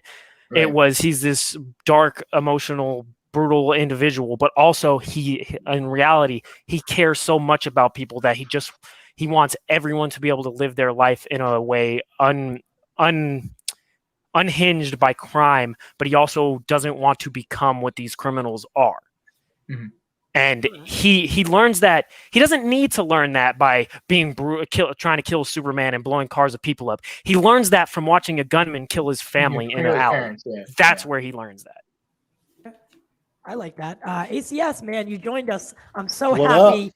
I'm so happy that you're here, man. It's fire. Yes. It's fire. What's going on, man? What do you think? Which Batman for you is your Batman? I always respect opinions. That's the way you have to go about life. If you don't, then you just if you're coming, especially in this fandom, if you don't respect people's opinions, you're done. Like already, like I don't want to use the word canceled, but you have to. With that being said, for me, BVS Ultimate Edition is a freaking masterpiece. We'll watch it, dude. I probably watched it yesterday and don't even remember because I watched it so much. I am a fan of that. And dude, I literally watched it yesterday as well. Yeah, dude. And I got it. I got what people say, but I do think that like if you look at Snyder's history with his movies, unless it's something like 300 where it's a contained graphic novel, like it's going to be pretty accurate to that. With Batman, I love the fact that I guess you could say he took some liberties and was just like, yo, like what if this? And I'm fine with that. I love the journey he goes on. When you finally meet him after Man of Steel, you meet him in BVS. He's had these decades of fighting crime in Gotham. Literally says it when he's talking to Alfred. and I love that fact that he is brutal and all of this stuff, and then finally at the end, once Superman sacrifices himself to save the world, then he kind of changed his mind. I am totally fine with that. But if you don't like it, that's fine. That's because I respect other people's opinions. But yeah, and I totally understand, and I think I don't think you're a crazy person for thinking that, and I just disagree. And I think you're right. It does it makes sense from his development standpoint. He goes from square A to square like whatever, and it works. But I just don't enjoy that representation of the character. That's okay. Yeah, that's perfectly fine. Yeah. No, that's like I can't believe I can't remember who said it, but that's the thing about these. So this is what I was starting to like about the DCEU, especially after last year's fandom when they, everyone's going to get their version of the character that they could call their own, right? That was the glory and the beauty of the multiverse. And if you didn't like Henry Cavill, and for some reason you like Hecklin's more, that's okay. If you didn't like this character, this Flash, don't worry, we have another one for you. And that was going to be really cool. But why is Zack's Justice the only one that's not okay to have? So can anyone answer that? Why is that the only versions of the characters that cannot keep going? I don't think it's not okay to have. I think at the end of the day, it just comes down to all the stuff that happened around with it, and probably even down to the profits. I mean, let's be Batman versus Superman was not that successful. Period. Like, whose fault was that? Maybe I don't care whose it was. The studio's not going to go there and take it. It doesn't matter. The studio's not going to say, "Oh, it was our fault." Right. I just wanted to hear it. Whose fault was that? It wasn't Zack's, because everyone seems to blame Zack. Everyone seems to blame Zack, and his filmmaking style is the reason that the DCEU, when he was at the helm of it, didn't work. No, it was not him.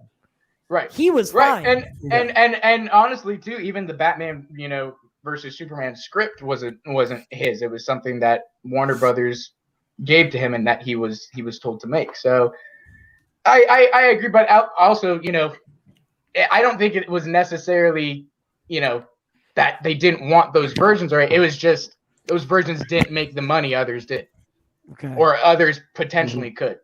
That's what I think. Yeah, and it's crazy, and those 30 minutes mean so much. It's almost I don't want to say mind blowing, but the extra 30 minutes in the Ultimate Edition are what you were saying about the movie not being profitable as you probably should have been when you have 3 of the most popular comic book characters. But they made him put that movie out missing 30. Like, I had people who were diehard Marvel fans who went and saw BVS with me in theaters, and they were just like, "Yo, they didn't like it for this, and this." Then they saw the Ultimate Edition and were like, "Oh, why didn't they put that everything?" Out? Yeah.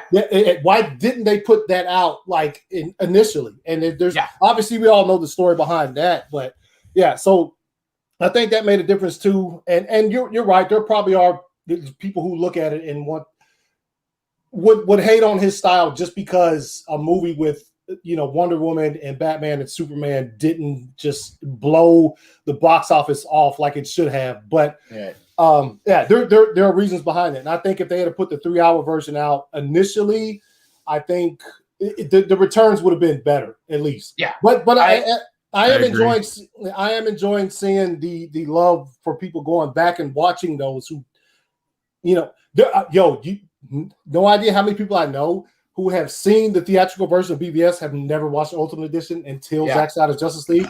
Yeah. I'm like, and I've known too many of those people. Yes. And I'm like, because as soon as I could watch that.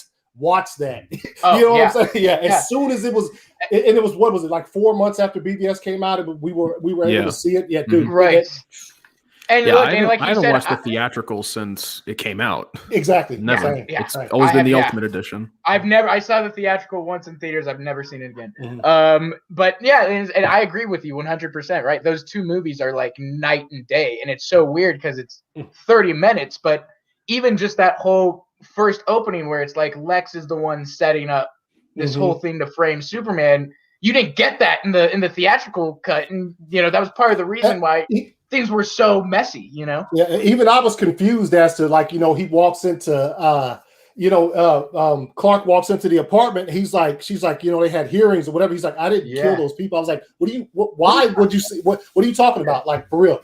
So we got the explanation for that. And so I'm, as far as the conversation with that, I am a huge fan of Affleck's Batman. And I like the journey that Zack and the writers and everybody involved took us on as far as that Batman, you know what I'm saying? Taking some aspects, obviously, for the Dark Knight Returns, which is it's one of my favorite Batman stories. Yeah, it's fire. Oh yeah, it's fire. Yeah, the Dark Knight Returns is absolute fucking fire. But he took some aspects from that, but then he put his own flavor on it, and he had Batman go through a journey, which is, I mean, we don't get to see it. I wish we could see, Affleck's series where he's starting from those 20 years he talks about in the movie.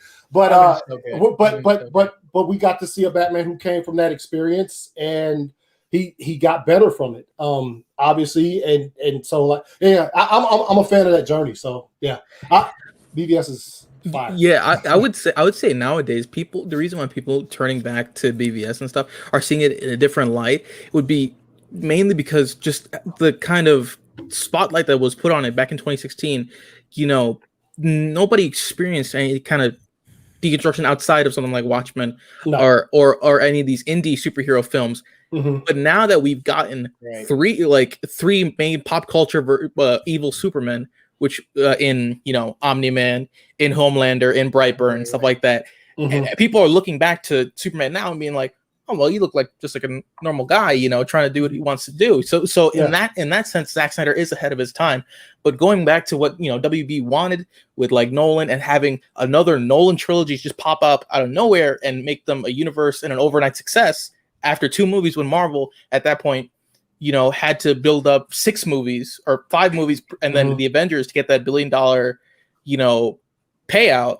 Right. Like, I just like WB just didn't have the right intentions, you know what I mean? Because they were looking for they went to a philosophical, more dramatic director rather than going with something that's more kind of fantastical and like kind of universe making, which in some cases I kind of would have preferred. I love Snyder and I love his things, and he has a time and place, but he's like fine wine and just expensive cheese, you know what I mean? You can't stuff your face with that every single day after day. You have it, once in a while, and it tastes exquisite. You know what I mean? Mm-hmm. Yeah. So like in a perfect world, like I would have wanted the Snyderverse, but I would have also wanted a more kind of streamlined universe, because you know what? I do like the multiverse. I really do, and I do like that idea of having everybody having their own interpretation and having a kind of branching out universe that could even combine at some points where they would have big crossover events like Crisis on Infinite Earths or something like that. Not how the CW done it, but but you know what I mean. And so please not how the CW did it. Yeah, so like when people say multiverse, I love and I hate that term, because I love it because it's like, oh, we get to see this and this and that.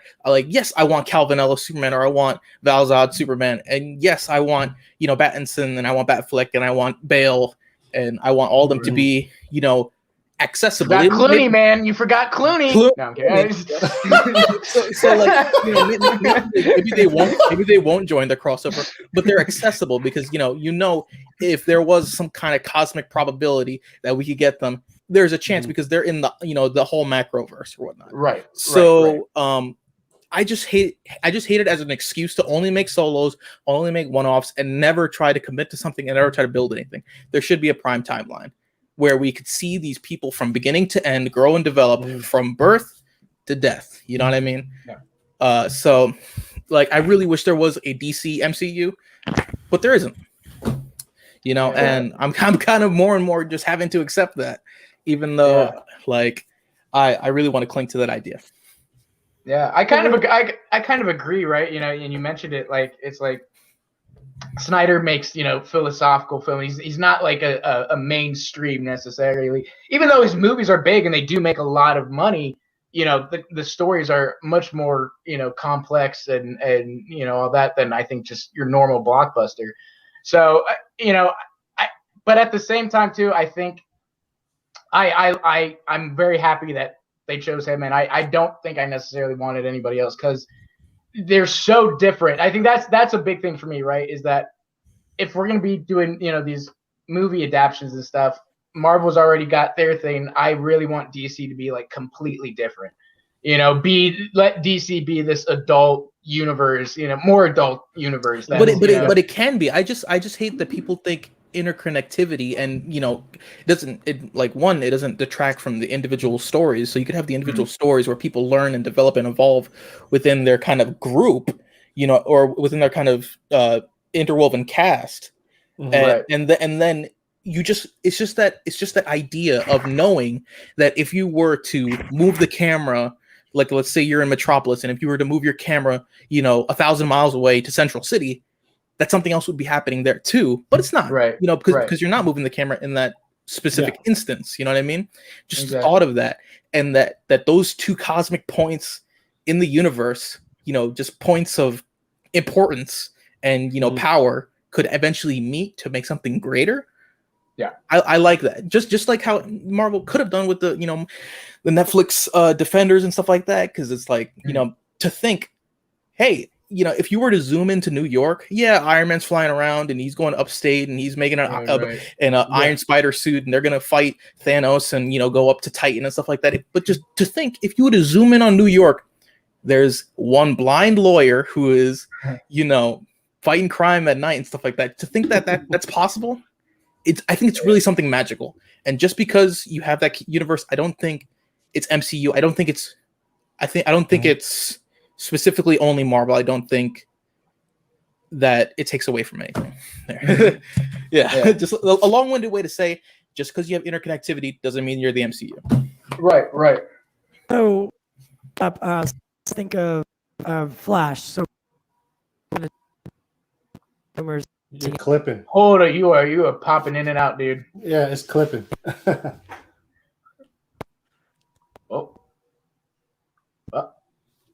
Yep. I gotta breathe. I was going off right there. But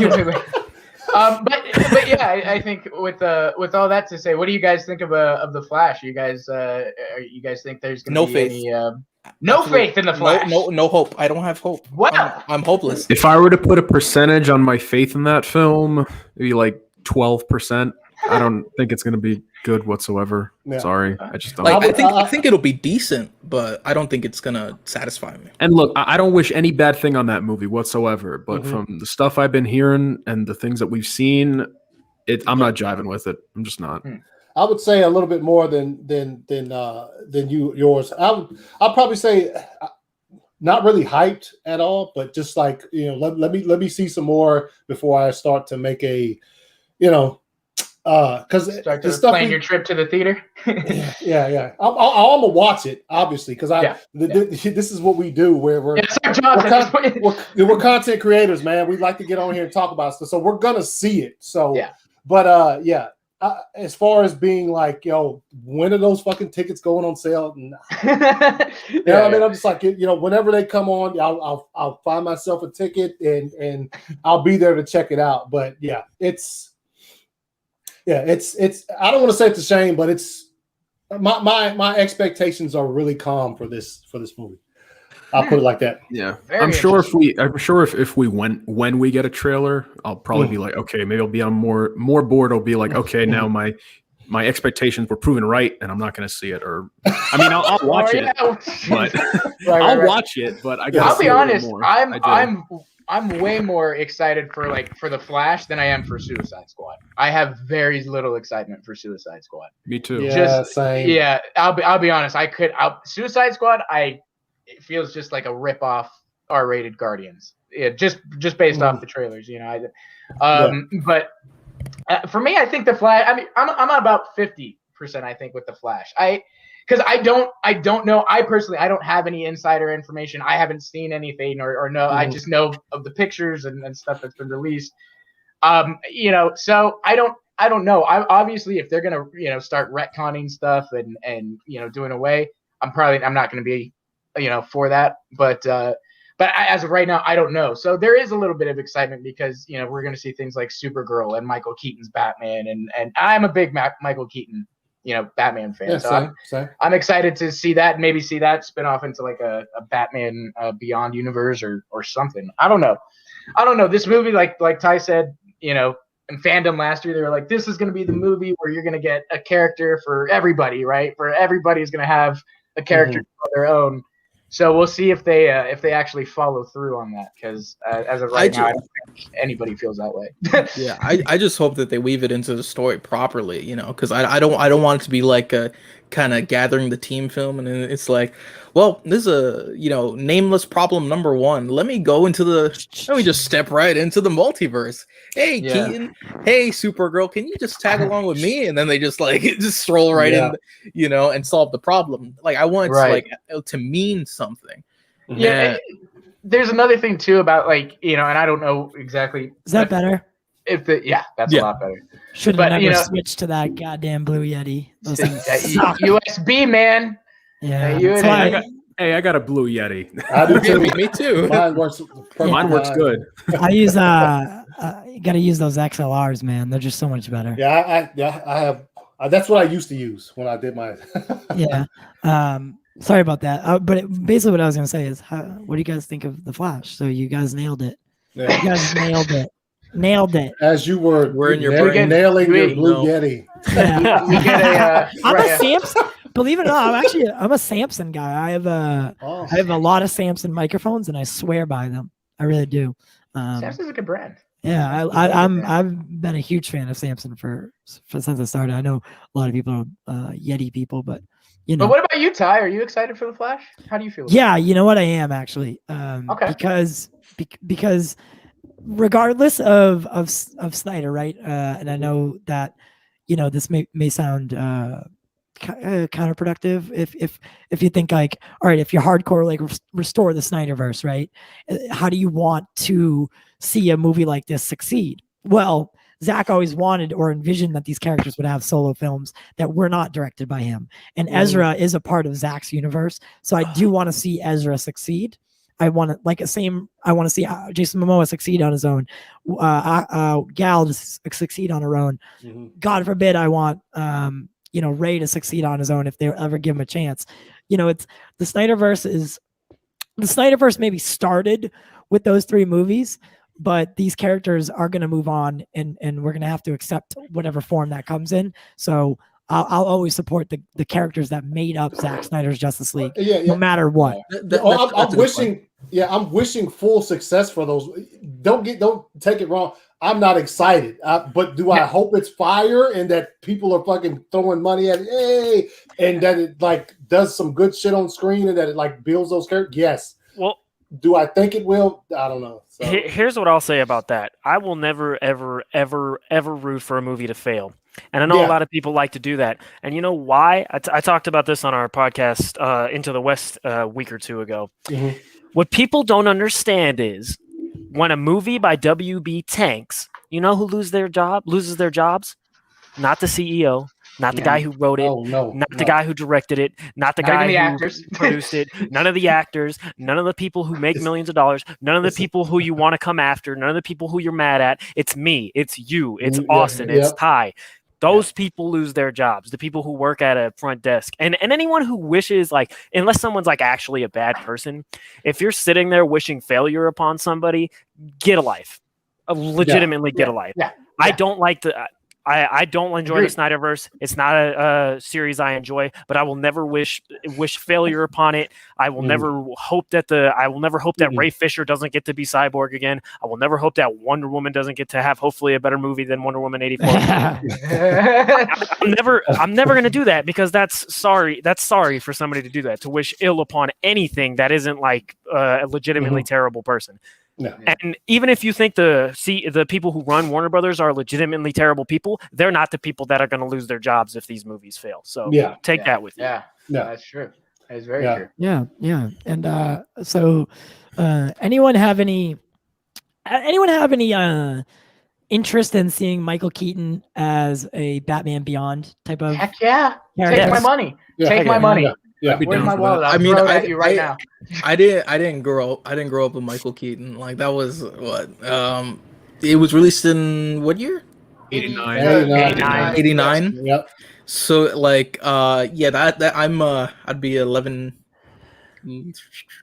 Like math. Oh, that's like 12 years before. It was 12 years before my birth. You know, so technically that's ancient. Okay. Yeah, So, I remember watching that shit in the theaters, dude. I was. yeah. So like, I never had such like because I know so many people are so passionate about his performance and so passionate and love that so much, and it's just like it was just not my thing. And then I look back on it and. The camp. I'm sorry. A lot of it is so campy. Oh yeah, of course. And like it doesn't take itself seriously. So like I know.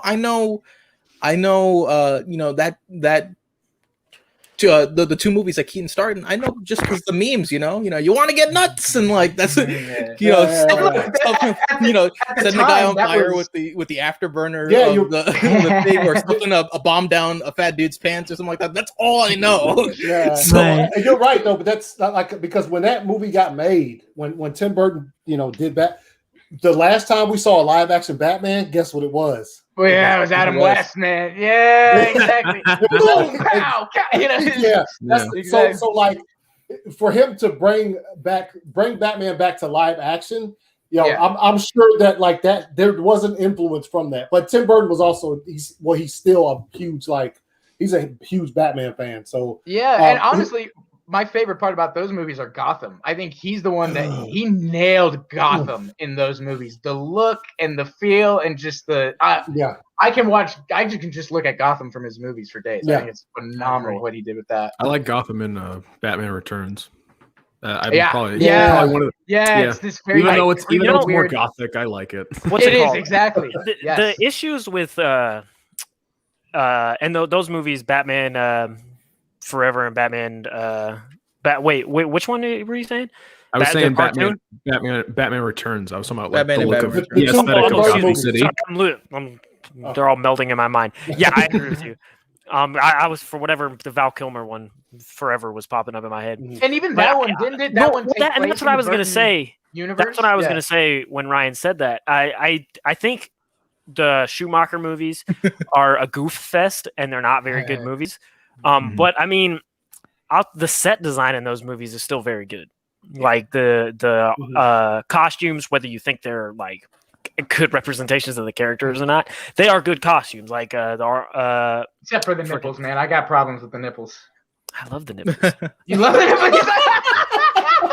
No, I don't care. I have no feelings towards the nipples. But anyways, I was just saying that I think the set design across those four movies is very, very good. And Schumacher made it a little more neon. But it's still fun. Yeah, I mean, even Schumacher himself wanted to explore more some of the darker elements of Batman, like even Forever as well. But the studio was like, no, we need toys and McDonald's and all this other shit. So they had that. Showed me the script for like a follow-up Schumacher movie, and Batman Triumphant, right? Yeah, I never knew that. I never knew that existed until then. Yeah. And they put the kibosh on that when they decided to go with Nolan. I'm pretty sure. Because I think Triumphant was supposed to come out around 2002 or something like that, and then instead Batman Begins came out around 2005. Yeah. So, which I mean, I'm glad. I know the opinions here are mixed on the Dark Knight trilogy, but I am glad that happened. No, I definitely am too. Actually, it raised the bar for Batman. You want to see more Schumacher, Austin? Is that no. Well, I will say this. Look, Batman Forever was the first Batman movie I ever saw. Like, as a kid, it came out in '97, and I probably saw it like in 2002 or 4. I was like 4 or 5 years old. So for me, that was like. I don't know. I know it's got its issues, but like I think that's a phenomenal Batman movie, Batman Forever. And I think I'm curious to hear what do you guys think about this the Schumacher cut? I hope they put it out there. I hope they put it out there. Oh, come on. Put a lid on it. Put a lid on it, man. Dude, what? Come on. Listen, I'm all for like the director's cuts and the visions and stuff. Put it out there, man.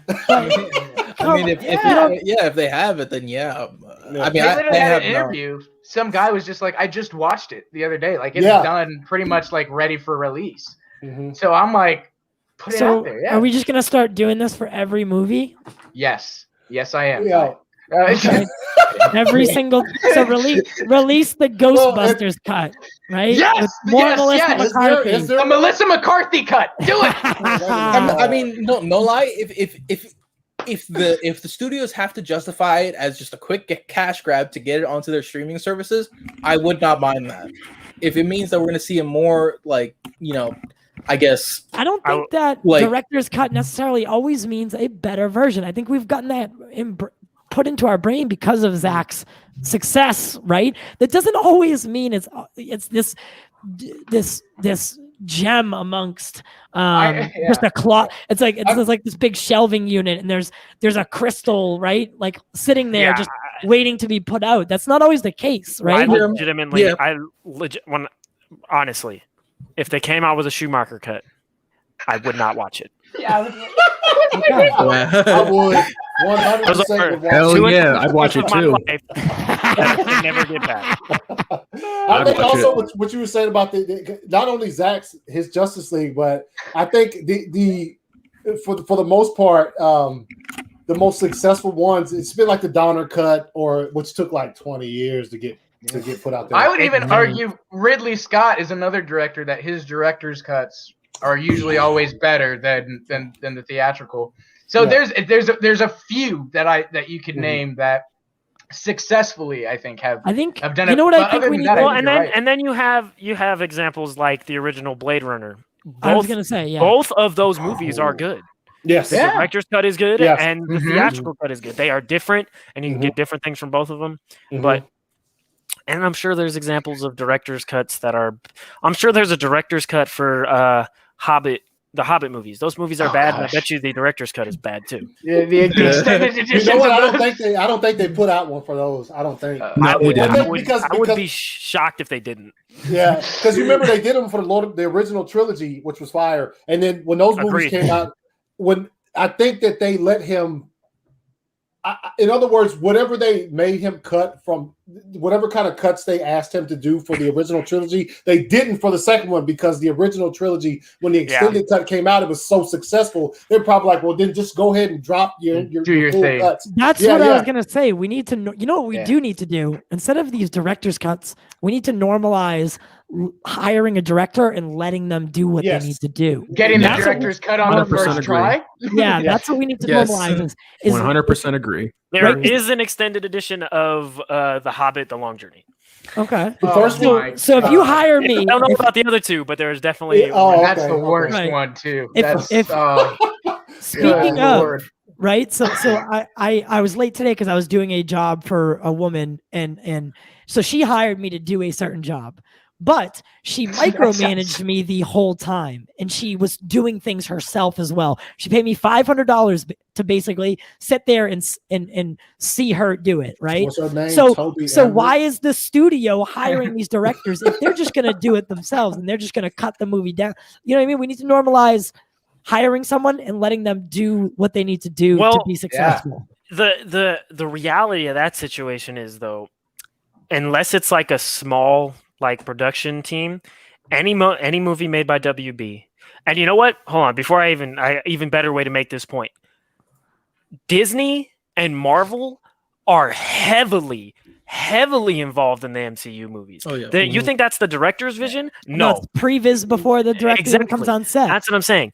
There is, in big studios, no matter the circumstance, there is always studio involvement.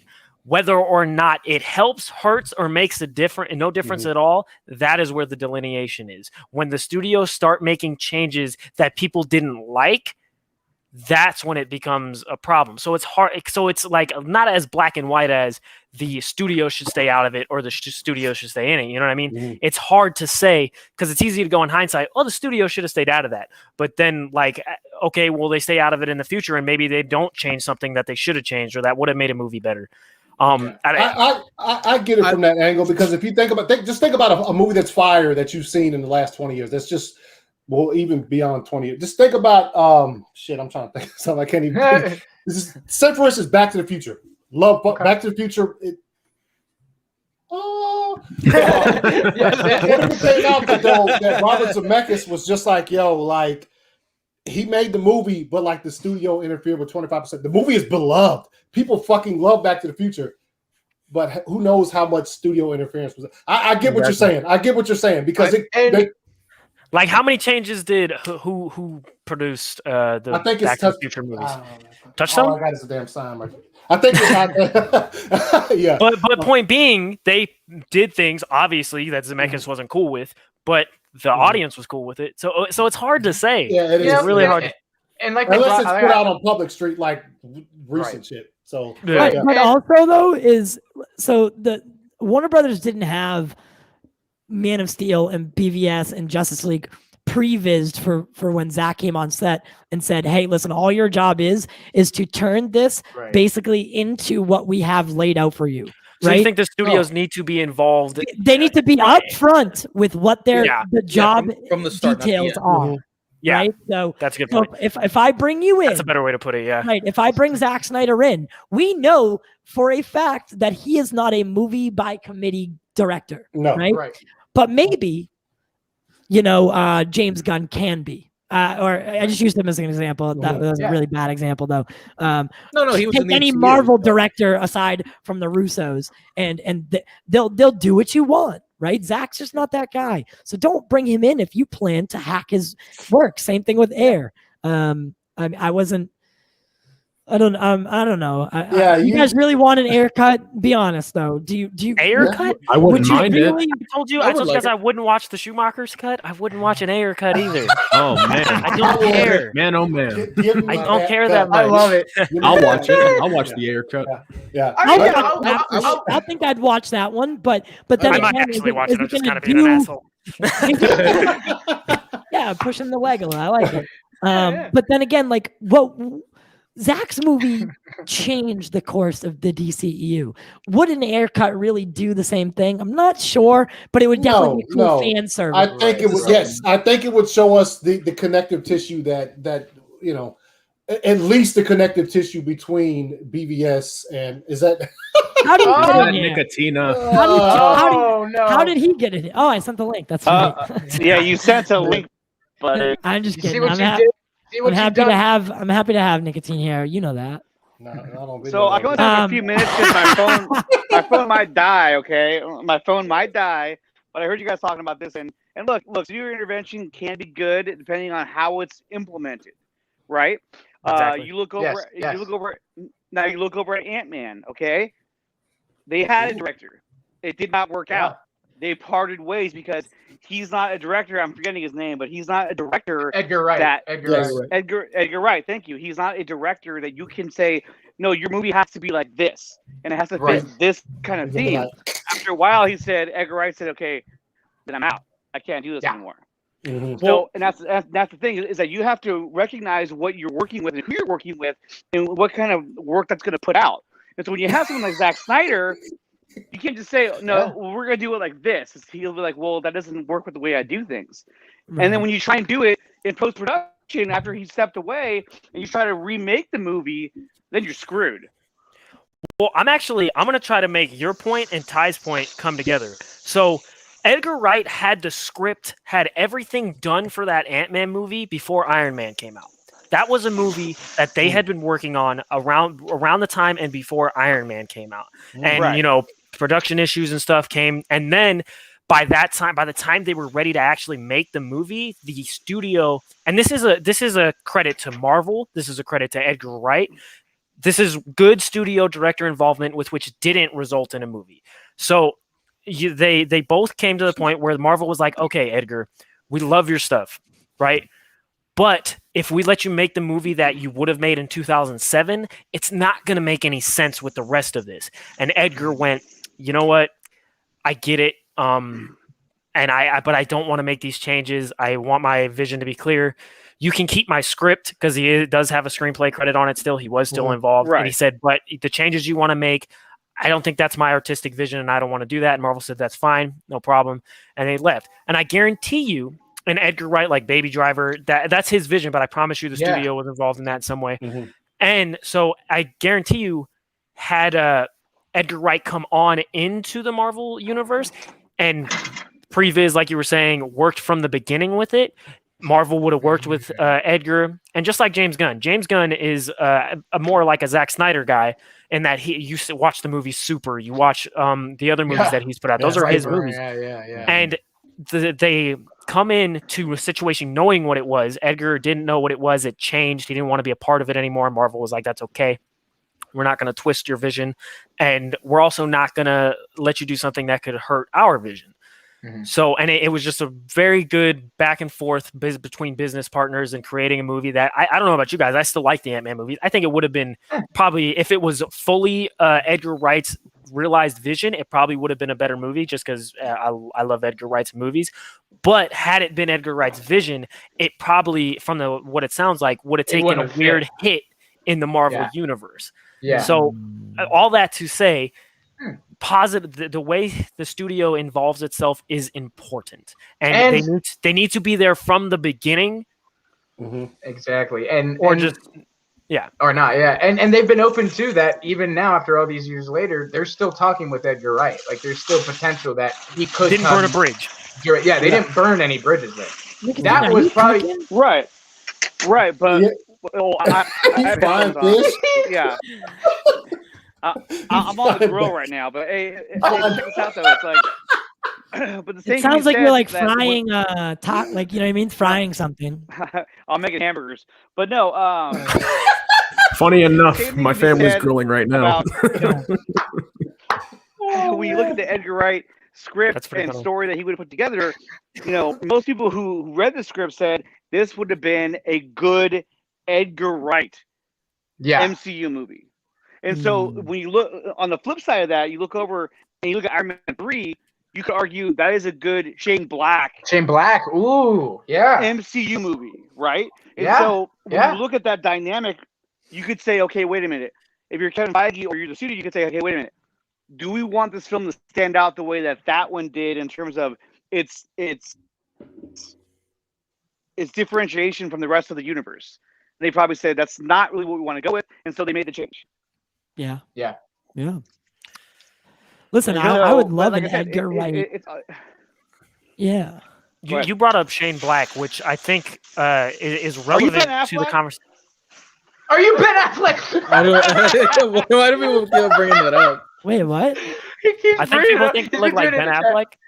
Oh, okay, I could see that. I guess. Nicotine straight up. Are you Ben Affleck? He was going off on it in the chat. Actually, we should do is get real close to the camera and say, "Why'd you go away? It's me." Do that. What Ben Affleck did that and say, "Yeah, what? Why'd you unmatch me? It's me. It's me." I'm not gonna do that. What was I gonna say? We have probably like 10 more minutes left. Already over 2 hours. Shane Black, yeah. So the Predators movie that Shane Black made, I haven't looked anything up. I don't have any information, but as I understand it, that was pretty much his vision, and they let him go wild, and that movie was terrible. Yeah, not good. So that's an example of letting a creator go wild, and that Predators movie is terrible. Now, if you came to me and said, actually, and showed me facts that prove the studios made him change stuff, then you could just make the point the other way. Right. Helps bolster our point for the other one. The studio needs to work better with the studio. They're, like it or not, studio is never not going to be involved. It's their thing. Their name is on it. Their big old logo is on it. It's theirs. They have a say, whether you like it or not. How you involve yourself in these projects. It's the same thing at work. If you work with a company that has multiple departments, you can manage multiple departments, but it's how you manage them and how you get productivity out of the people that are working for you. And so that's what they have to be held accountable for, is that they did a horrible job at getting the right kind of productivity out of the people who are working for them. Yeah, like say you're a well-established director, right? Not like any of us, because like I'm sure if Warner Brothers was like, "Hey, you guys want to direct a superhero movie?" All of us would have the opportunity, right? Yeah. I have a notebook. Right. I'm ready to go. Me too. I'm ready to go. Say you're a well-established director, and you see what happens to Zack happen. do you want to race to work with Warner Brothers? I don't. I wouldn't think so. I just don't. I think their perception, as of the late years, these past couple of years, has started to gone downhill. And, they're one of the oldest studios there is, and they were always known for treating directors in a semi good way, and they were the home of the director. And I don't know what's happened over the past couple of years, but Nolan's a good example of that, of what you're saying. Nolan kindling that relationship with Warner Brothers and turned into what he is, probably the biggest director in the world right now. Like he's probably Netflix. No, and exactly. It seems like that's fallen apart for them too, for sure. And I think Ty's sentiment is like, what happened? Like how, like was there a change at some point? And because you look at like Nolan, he's one of the only directors in the world right now that you would go see the movie because of the director. Like that used to be in the 80s, 90s, 70s. Oh, yeah. That's why you went to go see movies. Let's go. Yeah, it was Spielberg. It wasn't, a Jaws or this movie's coming out, an Aliens movie's coming out. It's, a Ridley movie, Ridley Scott movie's coming out. Scott Spielberg, excuse me, Steven Spielberg movie is coming out. A Francis Ford Coppola movie is coming out. Thank you. What's the gentleman who did The Shining? Blanking. Kubrick. This is a Kubrick movie, and then slowly but surely, studios have. Maybe that's what it is. As time has gone on, it's become more of a studio thing, and an IP. IPs are bigger than directors are now. Like it used to be a director thing, and now it's an intellectual property thing, and that's why this is happening. And we don't have as many directors now. Like name for me off the top of your head. This you could say Snyder, Nolan, and who else? Who else is a Tarantino? But Tarantino is a remnant from the 90s, so I don't even know if I would really even count him. Same with Scorsese. So it's like exactly remnant from the 80s, 90s. So like all these guys none of the guys who are grandfathered in. How many? Okay, I see what you're saying. How many new must-see directors since the year 2000 are around? Nolan and Snyder. Yeah. Wow. And I'm man. Even though I don't like the Snyder movies, I'm man enough to admit that if a Snyder's name is attached to it, just because I'm not going to go see it, most people, or excuse me, I will go see it. Just because I'm not seeing it because it's Snyder, most people are. Yeah. So it's Snyder, Nolan, and I mean, I can make cases for other directors. I mean, Tarantino maybe too. the Russo brothers now. But he's from the 90s. That's what I was saying. Yeah, like, grandfathered over from so that. take all the grandfathered people out. There are some people that are up and coming that you know. I would say Taika Waititi is one of those that's up and coming. Yeah, and actually, you know what, Taika, and then the Russos. I mean, there are people, but they're not there yet. Yeah. I would also mention Favreau too. Favreau is kind of Favreau's a good one. Favreau, Snyder, Nolan. Yeah, Favreau they're as well. building reputations, and damn man, who's the guy who just hasn't missed yet? Oh man. Denis Villeneuve. Denny Villeneuve is a good example. But there's him too. But the only reason I wouldn't count him is because look at Blade Runner 2049. Or that Peel for horror right now is that movie bombed. Yeah. It did terrible. It's so good though. I love it. I love that movie. It's as good as the original in my opinion. Here's one that's we'll see next year. He's Dune. in our boy. Reeves is a good example. Matt Reeves. Damn man, I think it might have been him that I was thinking of. But even with those names, do they have the star power that Scorsese, Spielberg, and everyone else had in the 80s? No. And I think that's why we're seeing more and more that studios are putting their hands in things, and we're having more of these director's cuts more and more and more, because it's more of a studios-driven era.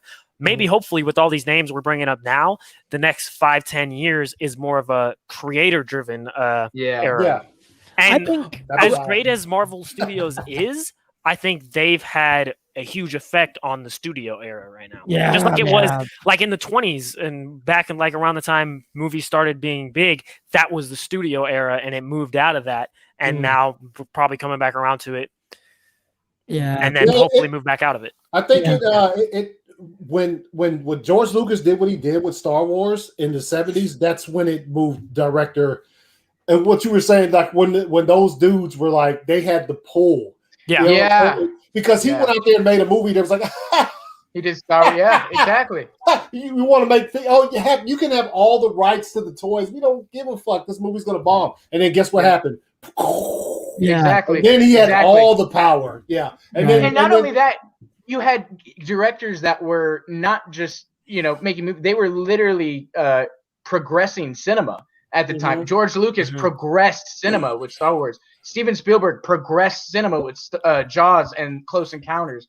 Like they were James Cameron with Aliens. These guys were literally inventing new ways of making They movies. were creating their own IPs. Oh my Yeah. God. Yeah. See, that's what we need to go back to. I'm done with the remakes. I'm done with the sequels. I want some original, good, from the director's brain to the.